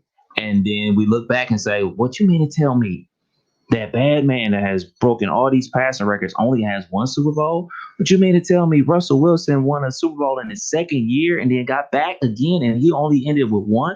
What you mean to tell me Big Ben only has two and he has all these records and he plays for the Pittsburgh Steelers? How could this happen? You can't take these things for granted. You know what I'm saying? And especially players, because, I mean, to be honest, they're the ones actually playing the game. We're just rooting and cheering them on. So, like, that's like a thing to NFL players. Like, let's be greedy. Let's make the most of this opportunity. And that's one thing everybody can say about Tom Brady. He makes the most of these opportunities that he has. I mean, he's been in the league 21 years. Basically, half of his career is in the Super Bowl. Think about that. That's insane. I found this graphic during the break that I was like, you got to be kidding me. Like I was telling you about. So Tom Brady from 2001 to 2011, 3 Super Bowl titles and 5 Super Bowl appearances, 2 Super Bowl MVPs, 2 MVPs. He won 78% of his games. He 16 playoff wins, 9 division titles, 7 Pro Bowls. That was from 2001 to 2011. From 2012 to 2021, 3 Super Bowl titles, 5 Super Bowl appearances. I mean, it's the exact same as what he did the first round. 2 Super Bowl MVPs, 1 MVP. He won 76% of his games. He has 17. He has more playoff wins in the back half of his career than the front half, and they're dead. And everything's equal. 8 division titles, 7 Pro Bowls. 9 division titles the first decade that he played. 8 the second division. That he played. Had they won their division this year, that would have been dead even. I mean, literally. He's the same exact player for 2 decades. He hasn't changed. Doesn't get better, never gets worse. He's just Tom Brady. That's why last year with the Patriots, I got into it with a bunch of fans on Twitter. I'm like, I can't believe I'm getting this heated with Patriots or with over Tom Brady because I don't really care one way or another about it. But people right away were just doing the whole, see, he no longer has it. He's a bum. I'm like, you don't have talent around him. Mm-hmm. And everyone's like, well, he's always won without talent. That's not necessarily true. He's won without the brand names. He's won with talent, but it's never been the elite Pro Bowl talent. I will say that. But again, just because he's a guy that has always won with lesser talent than everybody else, that doesn't mean that an organization should just become stupid and not try to help him as he gets older. Right. That's why the Buccaneers, that's why this is so great for him, is because, hey, he did the whole, hey, let me win with average talent there when he was younger. Now that he's older, he's having a blast playing with an offensive line and a run game and all the things that he had with New England, but it's up a notch. I think this Buccaneers team is up a notch. This is probably the second best team he's ever played on. And depending on how they close this out, it might be the best team he's ever played on when it's all said and done. The best team he's ever played on didn't even win a Super Bowl. Right. That team with Randy Moss. So we shall see how that goes. That's why I hate the argument of, Tom Brady's winning the divorce against Bill Belichick. No, he's not. No one's winning. No one's losing. No one's on equal playing ground. It's not like Tom Brady left and then Bill Belichick went out and was able to get like an Aaron Rodgers, or it's not like Andrew Luck came out of retirement and the Patriots added all these wide receivers and great defensive guys and then they were both equal and then Tom Brady got the best of them. No. The Patriots and Bill Belichick are doing what they're supposed to be doing, losing games, and they actually won more than they intended. They were supposed to be tanking. And they're the worst tanking team of all time. If you want to rip them for that, they won 7-8 games. They're the worst tanking team of all time. They actually won more than they're supposed to. I can't stand the stupid narrative that's all over sports media. But, Tom Brady's definitely proven that he didn't need Bill Belichick. No, he's proving that you could win with talent. Duh. Right. If Tom Brady went to a bum-ass roster and then had him in the Super Bowl, that's one thing. But you have Godwin. Okay, you have a great run game. You have a good offensive line. You have a great defense. You have everything. Of course, you're in the Super Bowl, and more power to him because we've seen guys not get it done with talent. Tom Brady's doing it. But I hate when people do that whole argument about, Tom Brady's winning the divorce. No, you're not. You're not. No one won anything. There was no competition yet. The competition is big picture. Right. If Tom Brady wins the Super Bowl, 2 Super Bowls, and then retires, and then Bill Belichick coaches 5 or 6 more years and doesn't even have a Super Bowl or a playoff appearance after this, then maybe. But for right now, I'm not going to compare the rosters and say, Tom Brady with all the Pro Bowlers he has around him won the divorce, and Bill Belichick, what a loser. Look at all the talent that he did not have. He did not have talent. Right. I just don't get that mindset when it comes to that. Yeah, you got to commend teams for putting players around their aging stars. You know what I'm saying? As much as I kind of bash on Drew Brees as he got older in his career, you can't say the Saints did put quality players around him. They drafted well. Obviously, they drafted Michael Thomas from the Buckeyes. They drafted Kiper from Tennessee. Like, they put players around him because they're not going to be able to carry a team the way they once did because age catches up with everybody. So you do have to construct more weapons around an aging quarterback. So there's no fault to Tom Brady. Tom Brady found a great situation for him. And not only that, the offensive coordinator, Byron Leftwich, they eventually catered the offense to Tom Brady. They took shots downfield on one-on-one plays instead of a ton of vertical throws. They took who was on the receiving end of those? Antonio Brown. Maybe. And yeah. I mean, so like those things, and that's called good coaching. And that's something that we talk about on the show all the time. Coaching matters, dude. Coaching matters. And players matter. Like, this whole thing, it's not a one-man show. One person cannot win you an NFL game. This is not the NBA where one person can dominate a game and do everything and keep you in a game. This is the NFL. You need everybody to do their part in order for you to especially win a Super Bowl, because it's a 16-game regular season. Then you got the playoffs. Like, look, you're going to need your defense to win you a game or two. You're definitely going to need your offense to win you a game or two. This is a collective thing. So Tom Brady's found himself in yet another great situation. Kudos to him. He's going for another Super Bowl. This narrative right here, this is going to be the talking point all next week. Is going to be the GOAT versus the upcoming GOAT. I can't wait. The passing of the torch narrative and all that. Everything. And it may not be the passing of the torch, because based on what I saw from Tom Brady this year, that was statistically the best. His numbers this season, these numbers are better than his MVP year from 3 years ago. Like, he was better this year than he was his MVP year.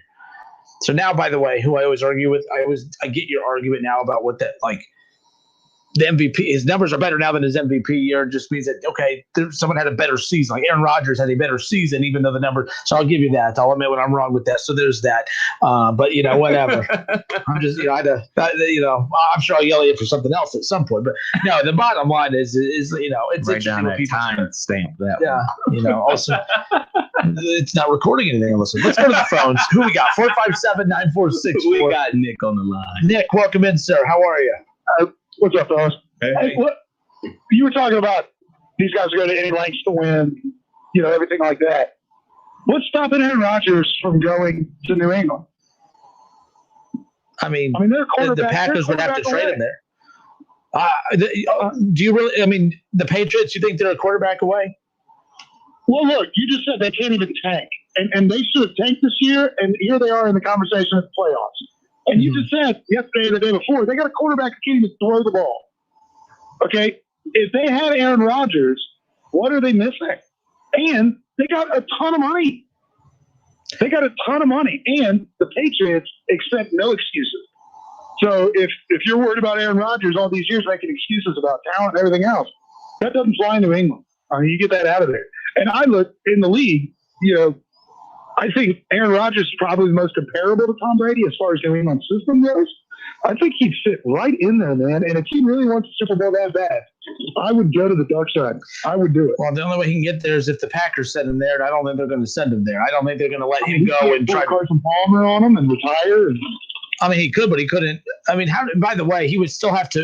He still has 3 more years left, so he could retire, but he wouldn't be able to sign with the team for 2 more years. Okay. But no, I know what you're saying, because I thought the same thing about like with Andrew Luck. I thought 2 years ago he could have just retired and gone elsewhere, but no, they have to remain retired, or they can come out of retirement to play for their team during that contract stretch. But either way, no, I know what you're saying. Look, Aaron Rodgers. There's a lot of teams that are Aaron Rodgers away from becoming instant Super Bowl contenders, and the Patriots obviously would be one of them. I trust that organization to put the talent around him that he would need. But no, I mean, the Packers aren't going to send him there. I highly doubt it. They're not going to send him anywhere. I think he hung up, Kev. Oh no, I think it's never mind. Go ahead. No, I mean, but I know what he's saying. Look, the Patriots 7-9 this season. They can't even tank right. But no, the Patriots. Bill Belichick, stop it with that. If you're one of those people that say, "Oh, Bill Belichick obviously lost the divorce," he didn't lose anything. Bill Belichick actually won more games than he was supposed to with that roster. Now, everyone thought, "Oh, they get Cam Newton. He's going to win them." So Cam Newton was not good this year. He looked really good the first 2 weeks of the season. He had everyone was like, "Oh man, this is actually kind of interesting." Like Cam Newton looks like the MVP Cam Newton. Yeah. And then he got COVID and he was never the same coming back from that. And then he was just awful. I mean, he was a turnover machine. Who opted out? Everyone. They had 4 or 5 guys on the defense that opted out. But didn't Edelman opt out mid? Julian Edelman, you had Damian Harris. You had a lot of guys that. Or he just was hurt, one or the other. Well, Edelman got hurt in the middle of the year. Okay. Yeah. But there's a lot of guys on the defensive side, especially, that all opted out for this past season. Look, it's going to be interesting moving forward how all that's going to pan out. But the Patriots, there's no way they're going to be a losing team 2 years in a row. I can see that they're going to be big time. They do have a lot of cap space. Mm-hmm. I think they're going to go. I mean, actually, this is interesting. Right here, Lamar Shelley says, "No, the Rams are a quarterback away from the Super Bowl." Why people hate on Jared Goff so much? His numbers aren't bad. He didn't play well in this playoffs because he was hurt. Right. And actually, he technically did win them a playoff game. He beat the Seahawks. And he's led them to a Super Bowl before. Where the greatest show on turf 2.0 was nowhere to be seen. That was the worst Super Bowl I've ever seen in my life. And Tom Brady, that was one of his Super Bowls. God. No, you know what? The Seahawks Broncos was the worst Super Bowl I've ever seen. That was just a blowout. I mean, it was a blowout. It had the star power. Yeah. Two good defenses, 2 good quarterback, but no, it just. That was the one in New York. And real quick before we go to break, I went to Syracuse. Me, my wife, my brother, and my little cousin. We went to go see our other little cousin who was a student at Syracuse. We went to go see the Syracuse Duke game and everything like that. So we get back to Cleveland about 4 o'clock, 5 o'clock. Super Bowl starts at 6. We go make a pizza run. The line at the pizza shop was around the block, and we called in. We waited an hour for our pizza. We watched the first half of the Super Bowl waiting for pizza. It was horrible. It was the worst. And what made it worse, the game was terrible. Gets me thinking now what we're going to do for dinner tonight. Ooh, pizza sounds pretty damn good. I have to give Kramer's a call. I'm going to get Kramer's Pizza tonight. UD's playing tonight. Oh, Kramer's Pizza. I think that's from it. Yep, I think that's what my plans are. Thank you for bringing it up. You're welcome. The potential dinner plans for tonight. All right, Justin Kinner, Kev Nash with you here on 1410 Wing AM. Okay, that Mel Kiper mock draft thing, should we take a look at that? We'll do a quick zoom of that when we come back, all right? And then we'll keep the phone lines open at 457-946-4021. Listen, stream, watch. It's the Justin Kinner Show with Kev Nash right here on Dayton's ESPN Radio, 1410 Wing AM. ESPN 1410 Wing AM weather. This afternoon will be cloudy with some rain, a high near 42. Tonight's also going to be cloudy, a low around 30. And tomorrow will be cloudy, a high near 32. I'm Pete Spivak for 1410 ESPN Radio. Weather is brought to you by Cullet Propane. 98% of their customers recommend Cullet. If you wouldn't recommend your current supplier, check them out at culletpropane.com. Have you wanted to speak a new language, but thought it would be too difficult? Then try Babbel.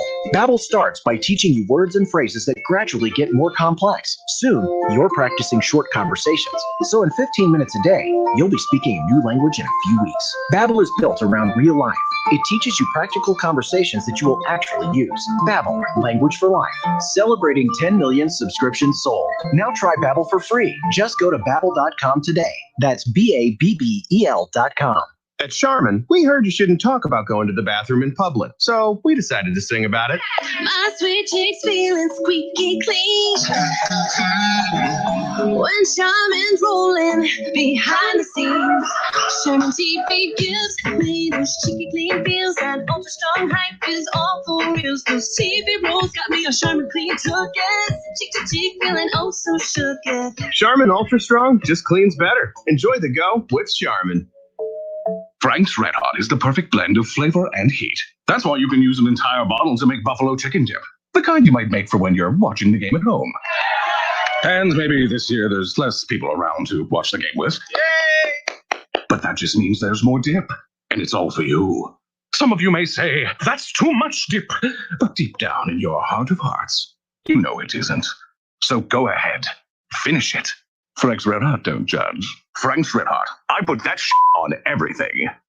Did you know that upgrading your speakers can make the biggest difference in the sound of your stereo or home theater system? That's right. Change your speakers and improve your listening experience. Hi, this is Kirby with Audio Etc. And right now, all of our speakers are on sale. Audio Etc. features some of the best brands in the world, including Bowers & Wilkins, SVS, Rebel, KLH, Martin Logan, and Bose. Audio Etc. is also proud to have been selected as one of 60 Klipsch dealers in the nation to carry the Klipsch legendary heritage lineup. So whether you're looking for the best or just looking for better than what you have, Audio Etc. has you covered. Visit our crazy cool showroom today and see why Audio Etc. has been the place to go for 35 years. Check out our complete selection of stereo and home theater equipment, projectors, and TVs as well. Quality product, knowledgeable staff, and unsurpassed service. Audio Etc. 551 Congress Park Drive at the corner of Paragon and Centerville, or call 434-9770. Audio Etc.'s crazy cool showroom.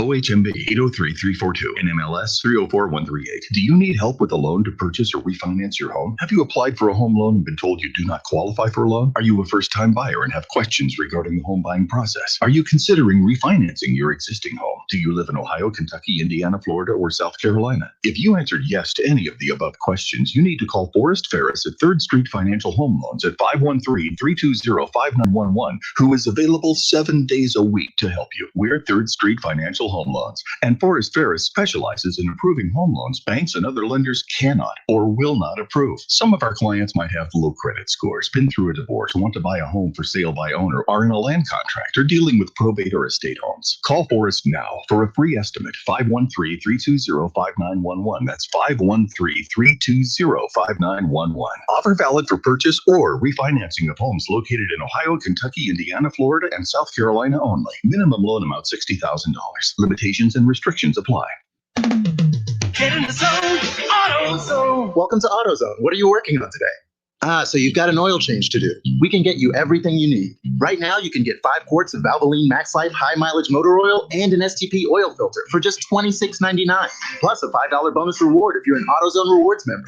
Not a member? We can sign you up fast right here in store or on AutoZone.com. Getting the job done just got easier. Terms at AutoZone.com/rewards. Restrictions apply. Get in the zone, AutoZone. Allstate now has deeper savings, and deeper savings require deep thoughts and a deep voice, like mine. Save for being a new customer. Save more for adding DriveWise, and save even more for driving safely. Visit Allstate.com or contact your local agent for a quote today. As someone once said, saving today is money tomorrow. That's deep. Not available in every state. New customer savings based on early signing discount. DriveWise is an optional feature. Savings vary based on how you buy. Subject to terms and conditions. Allstate Fire and Casualty Insurance Company and affiliates, Northbrook, Illinois. Starting route. Your destination is 0.1 miles away. If you drive less than 500 feet, turn left. You have arrived at your destination. if you drive less than 25 miles a day, you could be paying less every day with pay-per-mile car insurance from Allstate. You get the same reliable coverage and hands-on expertise you'd expect from Allstate, but now at a price that's tailored to the miles you drive. Call your local Allstate agent and start paying what's right for you. Includes a daily rate. Prices vary based on how you buy. Subject to terms, conditions, and availability. Not applicable in California. Allstate Fire and Casualty Insurance Company and its affiliates. The weather can be unpredictable. Be prepared with windshield wipers that can handle anything. Michelin Endurance XT silicone wiper blades are real-world proven for extreme weather performance, lasting 2 times longer than other blades. New Michelin Endurance XT silicone wiper blades, only available at Walmart. There's only one original stuffed crust, and it's only from Pizza Hut. The only place that gives you up to 3 toppings on your original stuffed crust for just $11.99. Order yours online at pizzahut.com. Ask or click for limited time offer. Extra charge for more toppings and extra cheese. Exclusions apply. Looking for an easier way to find your next call center or accounting job? It's time to get to know Express Employment Professionals. Find a location near you at expresspros.com. You want more local content from Dayton's ESPN radio station, 1410 Wing AM? Make sure you subscribe to the WING 1410 Dayton YouTube channel, where you can watch all your local shows live or go back and rewatch previous episodes of The Justin Kinner Show with Kev Nash, The Keith Fire Show, Talking Out Loud with Sully, and more. College football playoffs, Browns, Bengals, Buckeyes, and more. Catch the Keith Fire Show Mondays at noon on 1410 ESPN Radio.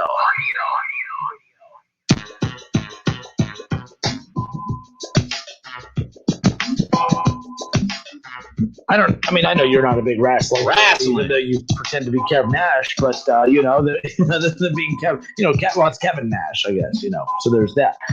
But the WWE sold their network, the WWE Network, for those of you who have the app and spend $9.99 a month on that. That is no longer going to be a thing. Well, technically it will be. It's just being absorbed by Peacock.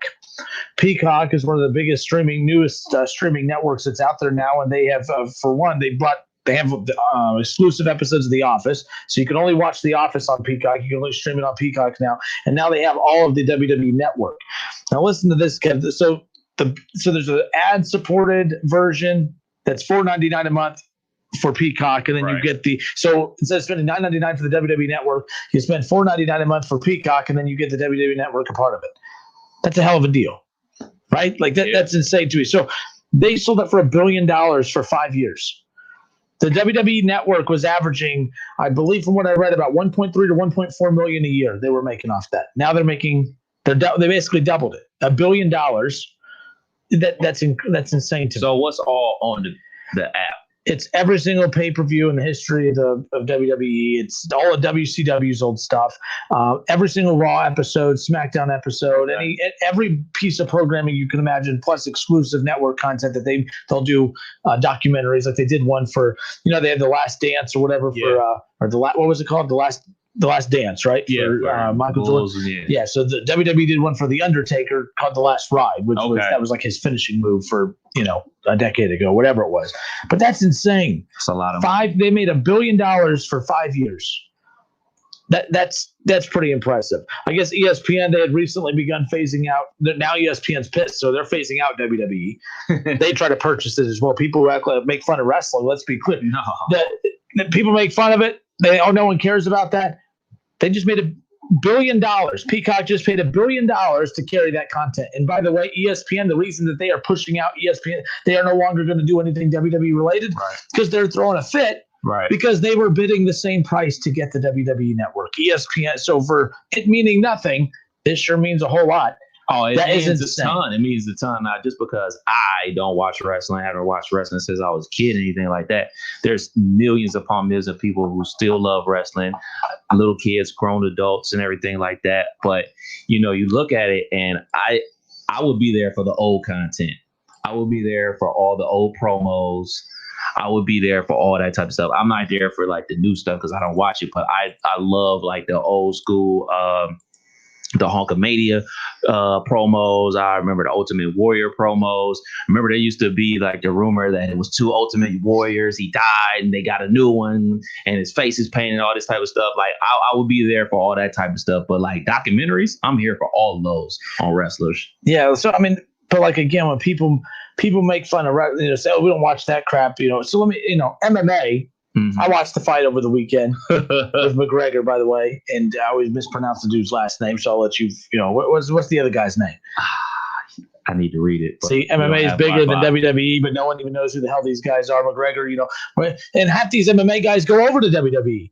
Ronda Rousey, arguably probably one of the biggest names in the history of MMA. She was a big WWE star for a while, So Brock Lesnar, of course, he went from wrestling to that. Back to wrestling, and of course he only has to do a couple appearances a year, and he makes more than half the full-time people do. Pit stop in football. So you got the fight, right? Yeah. Well, my buddy did. So were you guys able to watch it? Because I saw at the very beginning.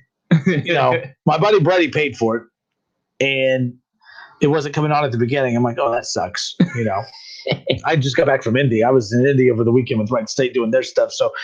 I get back, I'm exhausted. So I'm falling asleep anyways. I'm like, oh, good, I can catch a nap because I don't care. I don't know who any of the fighters are in the mid card. Right. Like I just don't follow it enough to know who they are. On the main card, even the mid card, the main card, doesn't matter. I just wanted to watch the McGregor fight.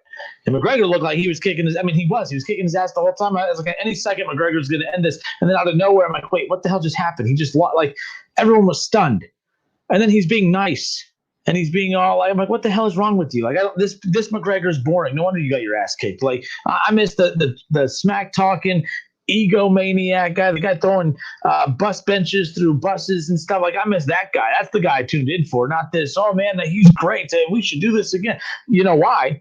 He made like $500 million off that fight. Mm-hmm. That's why by the way, that's why Mike Tyson's, Mike Tyson, oh, he's so good. And that's boxing. I get it. Mike Tyson, he's doing all this stuff for charity. No. He's getting millions, like almost $500 million to come out of retirement to do those fights, those appearances. Sure, it's for charity, but he's getting his. Yeah, and they ain't doing it for free. You ain't getting punched in the face for free. McGregor, he got his butt kicked, and especially those leg kicks. Leg slaps, man. Like, dude, like after a while, that's gotta hurt. And he was walking out of there with one crutch. After the fight, like, yo, you caught a fade, man. And they're going to do a part 3 because it's going to bring in a lot of viewers. And I'll probably buy it too. But like, I was like that for the last couple of boxing matches that we've ordered. Yeah. MMA. I don't know anything about the mid card I just don't pay attention enough to it. It's like, I don't get it. I know that's why ESPN, they have all their ESPN Plus stuff. Like they start pushing a lot of those. So they're really trying to build that up. They're having the fighters on all the main shows, like First Take and everything throughout the day. I'm like, I try to watch it. I try to get into it. I just can't. You follow. Yeah, I love boxing. I'm a big boxing fan. I'm not a real big MMA guy. Our buddy Ryan Drake talks to me about it all the time. And it's just nothing I can really get into yet. Maybe eventually I'll get there. But right now, I'm much like you. I watch like the guys, the big name guys that I've heard of before. But like watching the undercard, like if it's on, I'm gonna watch because that's just the culture that we're in. Like if somebody is getting beat up, we're gonna watch. But like being tuned in and knowing people's names and knowing their history and knowing their career and everything like that, I couldn't tell you. Yeah, see, the problem for boxing, and we've talked about this before. Like, I don't know any, like watching an MMA, fight or whatever. It's a pay-per-view. Same thing with boxing. I don't know any of the mid-card guys at all, period. Men, women, don't know any of them, don't care. But then people mocked that little, like everyone's like, oh, did you order the Mike Tyson fight? Oh, no, I ain't going to order that stupid thing. That thing is more entertaining than what the real boxing matches are because you at least know who these are. I enjoyed watching Nate Robinson get knocked out. I didn't know he was going to get knocked out. It actually was uncomfortable. That was weird seeing someone just drop like that. I mean, he went night-night. Like, he was out. But like the Tyson Fury, like I can't wait to, he had to step back in the ring. Right. In a year, right? Yes, be a year. It was next right month. Before the pandemic really took over. Yep, that was the last thing I went to before the pandemic. I went to the movies that week, and I went to a bar in town to watch that fight, and then the world ended. And then here we are. Here we are feeling like we're free because we get to stay out till 11 p.m. now instead of 10 p.m. All right, 457-9464. Really quick because I wanted to wrap this up. It was interesting. We opened up the show, of course, taking a deep dive into Mel Kiper's latest mock draft, his mock draft 1.0. And recently, Mel Kiper had come out along with Todd McShay to say, hey, if you're Justin Fields, you should probably go back to Ohio State for another year. Like that was their suggestion. They're not they are not sold, which technically, big scheme of things, Kev, means absolutely nothing. All right, Mel Kiper's not drafting for these teams. He's not, they're not calling him for advice. I do think when teams do make fun of him and Todd McShay and say that they're nobodies, I have a hard time believing that a lot of their research, by the way, that they do, I have a hard time believing that a lot of the stuff that they do isn't used by some teams. It's at least some kind of base to look into. But let's be clear, the Justin Fields thing, at the end of the day, we were kind of on board to say, hey, there would be a little benefit of going back to Ohio State, but ultimately you're not going to turn down the money when you go get drafted or whatever. So Justin Fields is a top 10 pick according to ESPN's Mel Kiper. Trevor Lawrence going number 1 overall to the Jaguars. We talked about Devontae Smith going to the Jets earlier. He has Jamar Chase, LSU wide receiver, going number 3 to the Dolphins. Where this got interesting was I believe that if the Falcons are going to take a quarterback at number 4 overall, that Justin Fields makes the most sense. He's a Georgia guy. He's from that area. He should be the guy taking. Zach Wilson is who Mel Kiper has the Falcons taking at number 4. And the reason I had a huge problem with Mel Kiper is because he goes on to say that, well, I thought about Justin Fields here, but I'm just giving a slight edge to Wilson for now. For why? Elaborate, explain. He goes into detail for every other pick on here except that one. It's a stupid explanation. You're not going to take Zach Wilson over Justin Fields. Look, I've been critical of Justin Fields this year, but look, Justin Fields, it was a weird, wonky year for everybody. Right. So I'm not going to – we've seen a lot of great things from Justin Fields. I think the Falcons would be stupid if they take a quarterback at number 4 to take anyone other than Justin Fields. I think it's absolutely – unless he's just not there, unless someone took him earlier.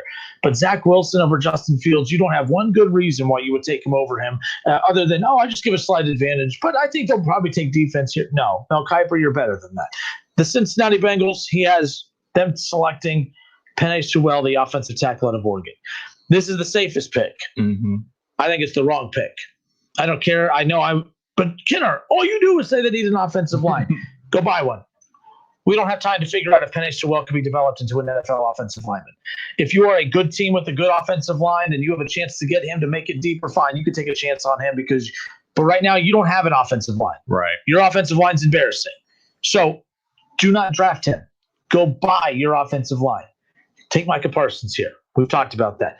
Micah Parsons is the best defensive player available, and the Cincinnati Bengals need as many weapons as they can get. Micah Parsons makes a lot of sense. You're not going to go find a Micah Parsons in free agency like that. But you can find plenty of offensive linemen out there. You just got to be willing to spend the money. They're going to take Penei Sewell. I still think it's the wrong pick. Now, if he turns out to be great, then I'm wrong. His player comp, all-time great. It's kind of interesting. They'll have Anthony Munoz. And I hope he does. Yeah. And I hope he is that. But, man. I mean, dang. They one of the best tackles of all time. But they have whiffed on so many linemen that, I know that this is an easy one because, hey, anyone that needs an offensive lineman, the first team that needs one is going to select him. But if you're the Bengals, you need 4 sures. You have 2 young. I mean, Jonah Williams technically is only going to be in year 2. All right, you have way too many questionable guys. You have too many guys that you don't know what they bring to the table. You're just going to add one more question mark to your line. Go get an experienced couple linemen that you can add into the mix. I know it's tempting to take him, but you're just taking another rookie. You're developing another guy amongst other guys to develop. Go get Tooney. Go get guys that can play right now. You don't have time to develop. You have Joe Burrow. You're in year 2 of his rookie contract. The teams that are having the most success in the NFL right now are the teams that are in the rookie years of their quarterbacks because they can afford to go all in. The Bengals can afford to go all in right now. They need to make sure they take advantage of that. I agree with you about going to grab an experienced tackle, but for a slightly different reason. My reasoning would be you haven't shown the ability to develop that talent. I don't know if it's the coaching. I don't know if it's the evaluation. Right. Maybe the picks haven't been bad. Yeah. Maybe they've been selecting the right guy. I mean, Billy Price wasn't – anyone that needed a center was going to take Billy Price that year. But they didn't do anything with him. So is it Billy Price was overrated? Right. Or was it he got Bengalized? Yeah. My money's on got Bengalized. I'm say it. I don't know. I don't know which is which. But we do know that they need offensive line help. They've drafted offensive line, and the offensive linemen haven't panned out. So it's either one, you're not doing a good job evaluating the talent coming to your team, or you're not doing a good job of coaching that talent up. So go grab somebody that's already established in the league that you ain't got to coach so much and let them do the work. That's how I feel with it. I agree. But again, if they do take Penny Sewell, then so be it. Bengals fans will be happy. Yeah. As long as your fan base feels confident. I mean, so the last 3 combined picks in the first and second rounds would have been Joe Burrow, T. Higgins, Penny Sewell, if that's the case. That's a very good, solid core to build around. And I get it, and I don't think it's the worst decision in the world, but I think it's a lazy and safe pick. I think that if you really wanted to better this roster, you go pay for your offensive line and you get Micah Parsons with this pick right here. But it is what it is. It's not the worst thing in the world. I'm not going to rip the Bengals on draft night or say that they're the dumbest organization. They're not. It's a good pick. I just think it's a gamble, and you're out of you're out of chips. I guess that's my whole point here. A lot of teams could gamble, but you're out of chips. You can't afford to lose anymore. You gambled too much with the offensive line. It's time to go get established guys because you've tried the drafting route. That's what Bengals fans get mad at me. They say, you always said they don't target the offensive line. They draft offensive linemen every year. That's the sad thing. And that's what worries me about him. And I'm glad you brought that up because I always just assume, those guys maybe just aren't that good that they're picking. No, they're good. Yeah. They were really good in college. Those are the people that everybody had. Everybody had first round grades on Billy Price. Everybody. And it's just like you said, if you need a center, that's who you're going to draft. So, like I said, I have no idea. Whatever's going on behind the scenes of you developing the player, something's going wrong or something's going wrong in the evaluation process. Whatever it is, you don't need to do that no more. You know what? We're going to skip that part. We're going to go ahead and buy somebody that already knows how to play the position and plug them in, and we can play some football.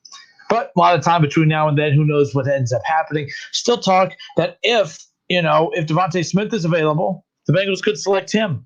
If Jamar Chase is available, they could pair him back up with Joe Burrow, who he had success with, the year he won Heisman. Speaking of receivers having success with quarterbacks that they played with in college, how about wide receiver Jalen Waddle at Alabama, going number 6 overall to the Eagles, with what many people might think Carson Wentz, but Jalen Hurts. I think a lot of things were reshuffled. I mean, there was a lot of ruffling of feathers to get, it started when they moved up to get Jalen Hurts. Yeah.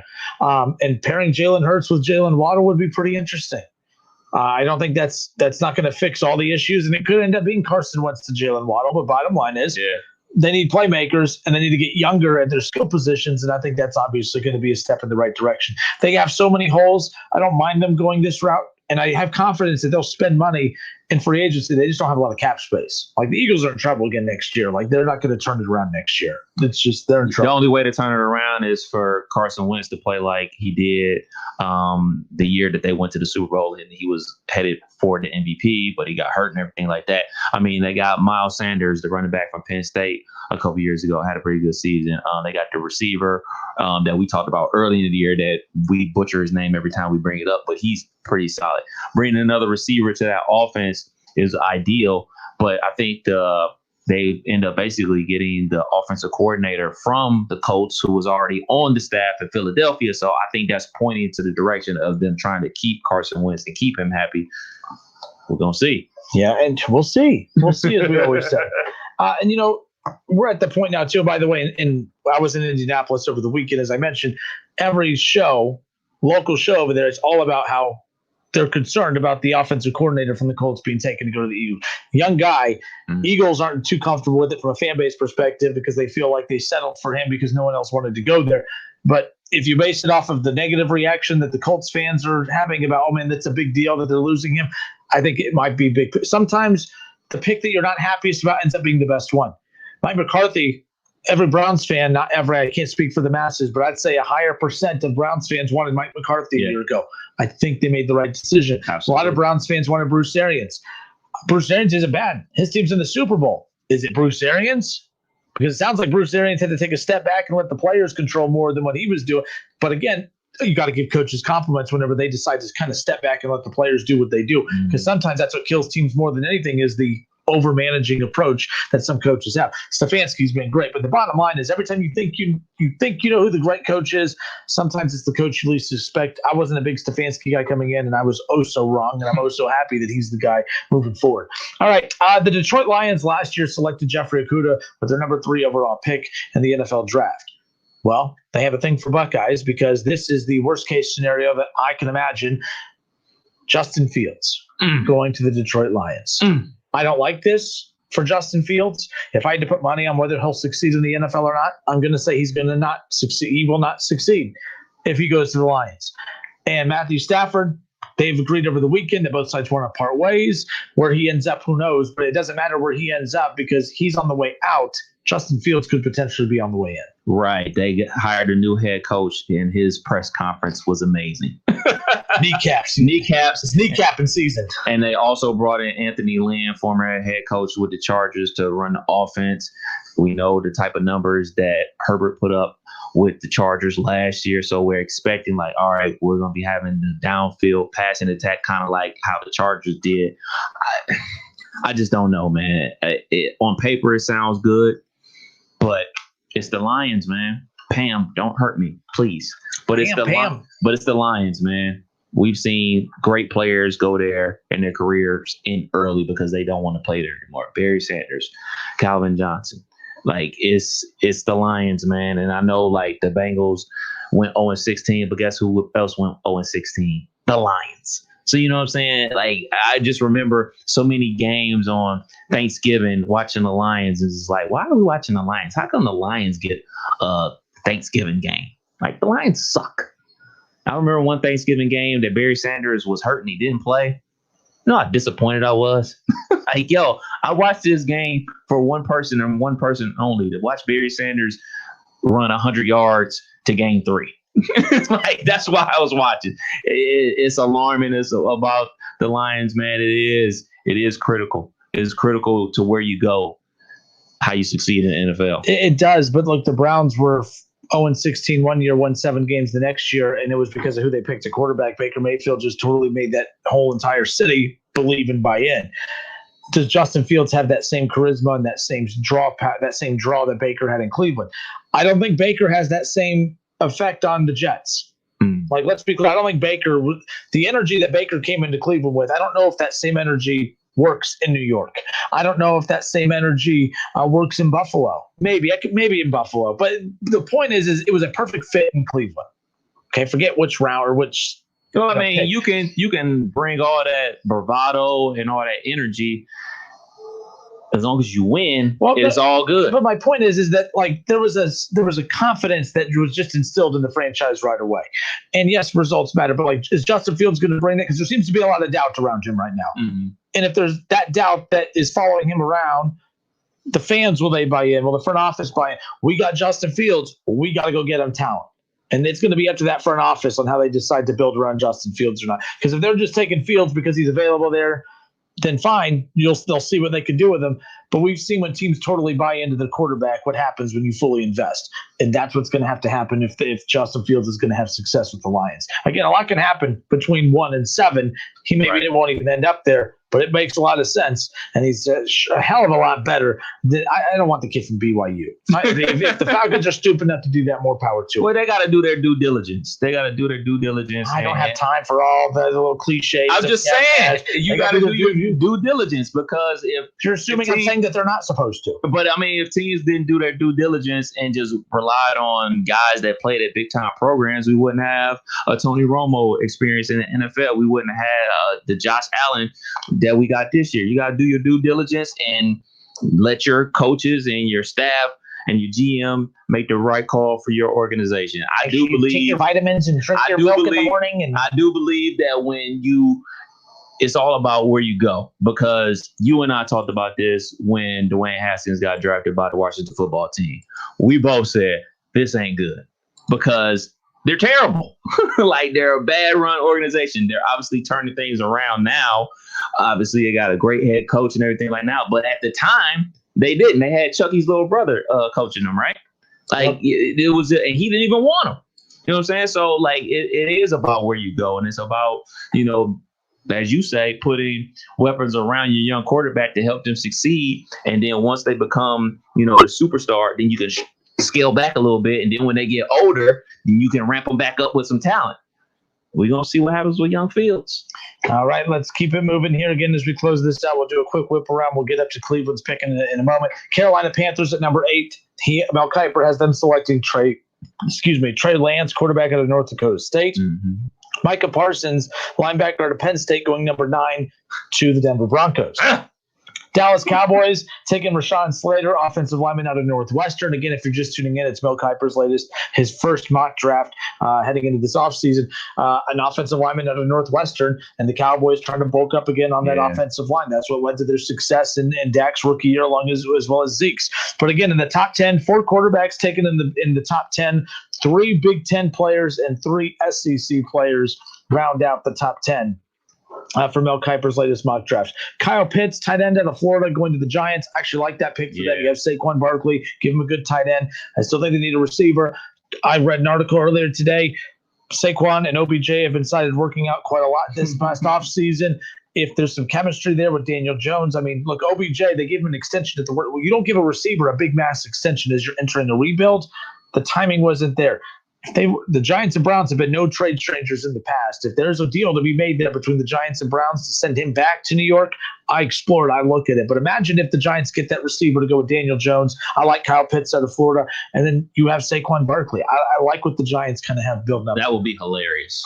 It'd be a lot of – that would be an NBA type of trade. It really would. We see that in the NBA. We don't see that too much in the NFL, being traded and traded back to the same team. Patrick Surtain, cornerback out of Alabama, going number 12 to the Niners. Christian Darrisaw, offensive tackle to Virginia Tech to the Chargers. Again, their big priority is, and Justin Herbert got hit a lot. He got hit a little bit, not as much as Fields, or not as much as Burrow, but his offensive line was not good last year. When I was complimenting him, Bengals fans said, well, he was a better offensive line. I'm like, he's been sacked quite a few times too. Just, pay attention. Vikings taking Elijah Vera Tucker, offensive tackle out of USC. Mac Jones, Alabama quarterback, number 15, the New England Patriots. And I think we could all see that coming. I think that makes a lot of sense. They're the only team that I think would take him in the first round. Really? Based on need, maybe. Arizona Cardinals taking Caleb Farley, cornerback out of Virginia Tech at number 16. Ooh. The Raiders at number 17 taking Jalen Phillips, the defensive end out of Miami. Yeah. So the Dolphins with their second first-round pick, Jeremiah Osu-Komoroa, linebacker out of Notre Dame. I BS'd that, by the way. Did that sound like I knew how to say that name? I think that's how you say it. Oh, wow. That was pretty damn cool. Good for me. Kadarius Toney, wide receiver out of Florida, going to the Washington football team. That would have been interesting to see. Look, he's being compared to – he has Terry McLaurin speed, built like Tyreek Hill. Yeah. That's kind of the comparison that he's getting. That could be a huge get. Another 5'9" receiver. Yeah. The size, Yeah, but he's built like a bowling ball. Offensive tackle from Oklahoma State, Tevin Jenkins, going number 20 to the Chicago Bears. And the Colts are going to take, according to Mel Kiper's latest mock draft, the defensive end out of Michigan, Kwity Paye. I don't know if I said that right either. Gregory Rousseau, defensive end out of Miami, number 22 to the Titans. The Jets with their second first-round pick from Seattle, J.C. Horn, the cornerback out of South Carolina. Your Pittsburgh Steelers at number 24. Outside linebacker, defensive end from Tulsa, Zaven Collins. Let's get it. You got Bush. They know right now they got some work to do on the offense, but they're going to win games because of that defense and defense alone. Keep adding to that. That's fine. I think they're going to spend money on offense. I think they're going to keep adding on the defense through the draft. And much like the Bengals should do, they should spend money on the offensive line and get that repaired. Basically, if they do that, get an outside linebacker that's basically saying like they're not going to re-sign Bud Dupree. They're going to let him walk in free agency. They're going to go out with the rookie outside linebacker. Obviously, give T.J. Watt his money, which he deserves. They're going to hopefully have Spillane back full go next season, as well as Devin Bush to round out the linebacking core. I have no problem with that. I'm a big Bud Dupree fan. Once we lost him, you could triple team TJ Watt. It wasn't happening. So yeah, I'm cool with that. We're going to get to the Browns pick in just a moment. Continuing going down the list here as we close out the show. Jacksonville Jaguars, Urban Meyer. His first pick, it's going to be his first draft pick with the Jaguars since taking over. A defensive tackle out of Alabama. See that, Urban Meyer. Again, he's not going to take someone from the state of Ohio. Oh, typical. Just what he was doing in Ohio State. Now, defensive tackle out of Alabama, Christian Barmore. And again, they have so many holes. It's like they're just going to go best player available probably, and that's the best player available for some of the needs that they have. Shocker, the Cleveland Browns are going to take a defensive back out of UCF, Aaron Robinson. I bashed their defense. I'm glad that their offense is fine. Their offense is fine. I'm not saying you can't always improve, but right now the defense is what's going to take them to that next level. They don't have to make one change to their offense in 2021. Everything they have to focus on is on that defensive side of the ball. They shouldn't spend one dime in the offense unless it's extensions for guys. I wouldn't spend one. No, just leave it alone. If you can move OBJ and get something in return, it better be draft picks or defensive pieces. Do not touch that offense. I think the offense is okay. I think they're capable. So he only had one linebacker going in the first round?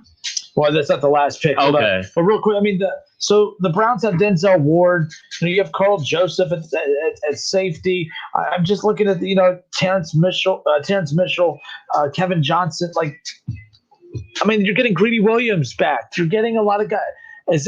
They're not extending Ward. I think this is a decision that if they're looking to get another secondary guy, it's because they're not confident in either Greedy Williams or they're not confident, I guess Delpit's, versatile. But we'll get into more of that tomorrow. All right, Baltimore Ravens taking Terrence Marshall Jr., wide receiver out of LSU, getting Lamar Jackson those weapons as we talked about. Safety out of TSU going number 28, Trevon Moehrig to the New Orleans Saints. The Green Bay Packers, they'll continue their not taking an offensive weapon in the first round, according to Mel Kiper. Cornerback out of Georgia, Tyson Campbell. And then you have Najee Harris. Oh, this is huge. I love this pick. This is big. The Buffalo Bills at number 30 taking Najee Harris. That would be the biggest pick of the entire draft right there. If Najee Harris turns into what you expect him to be in the NFL, that would be huge. That would find Stephon Diggs, Najee Harris, and Josh Allen, if that's the case. Joe Tyrone, defensive end out of Washington to the Buccaneers at number 31. And then offensive or outside linebacker, defensive end out of Georgia, Azeez Ojulari to the Kansas City Chiefs. Good pronunciation. So there you go. Costas Antetokounmpo. Look at you. Last thing here as we wrap this up too. Today, it's been a year. I remember a year ago, it was a Sunday. Yep. Wrapped up the Sunday morning show. I read a dumb tweet that I thought was a joke. Kobe Bryant dies in a helicopter crash. I'm like, oops, stop. Right. Like, I was like, these guys are messed up, man. Like, that's wrong. They have false information. Then you see reports coming out saying people need to stop saying that has not been confirmed. We need to be careful with this. And then it was confirmed. And I was like, this is the weirdest I've ever felt. Like, I'm not being cold-hearted here, but like when celebrities pass, I'm not tearing up. I'm not losing sleep. It's sad. They have families. They have loved ones. They have friends. It's sad, but like it doesn't hit me. Like a celebrity passes, I'm like, oh, that sucks. When Betty White dies, I'll cry probably. When Betty White dies, everyone loves Betty White. But no, it doesn't. I've never been impacted by a celebrity's passing at all, ever. Kobe hit different, and I have no clue why. I didn't cry or anything, but I'm just saying, like, it was strange. It was the weirdest feeling, and to this day, it is the most difficult thing I've had to try to, like, comprehend with a celebrity passing. It's the strangest it was just weird to me. I still, to this day, feel the weirdest about that passing. Like, we just had, a big passing out of Major League Baseball. Yeah, Hank Aaron. That was sad. I was like, oh, man, that sucks. That's a big loss for the baseball world. And then I moved on. Not to be cold-hearted, but I moved on. With Kobe, it's just different. It hit the world differently, too. It was very strange. Yeah, much like you, I was here at the radio station wrapping up some things, and my podcast brother, DJ Killer Kev, he was like, oh, my goodness. And I looked at him, and he repeated himself. I was like, what, dude? He's like, TMZ said Kobe died in a helicopter crash. I was like, what? And just like everybody else, you don't believe it. You don't comprehend like what's going on, and then as information started to come in, and then it automatically goes to, man, I hope his family wasn't with him. And unfortunately, his daughter was there along with 7 other people in the helicopter that crashed, and they passed away. And much like you, it just hit different.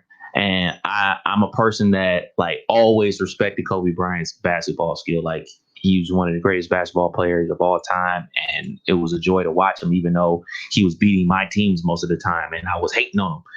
So it was strange to feel that, and I think it's so strange is because, yeah, it is a celebrity, but it's a celebrity that, you grew up watching. Like, I literally saw Kobe Bryant at the age of 18 enter the NBA, play out his entire basketball career for 20 years, him retire. So I've seen him basically this whole time, and then to have him taken away from the world like that, you know what I'm saying? It's not just that he passed away along with the other people, but like, it's not normal. Like, if a celebrity dies in like Chadwick Boseman did, the actor dies of cancer. Like that's something like you can comprehend. Like, man, cancer sucks, man. Cancer touches everybody some way, some form. And you kind of understand like, man, well, once cancer happens, that's what happens. Or someone dies in a car accident. Car accidents happen.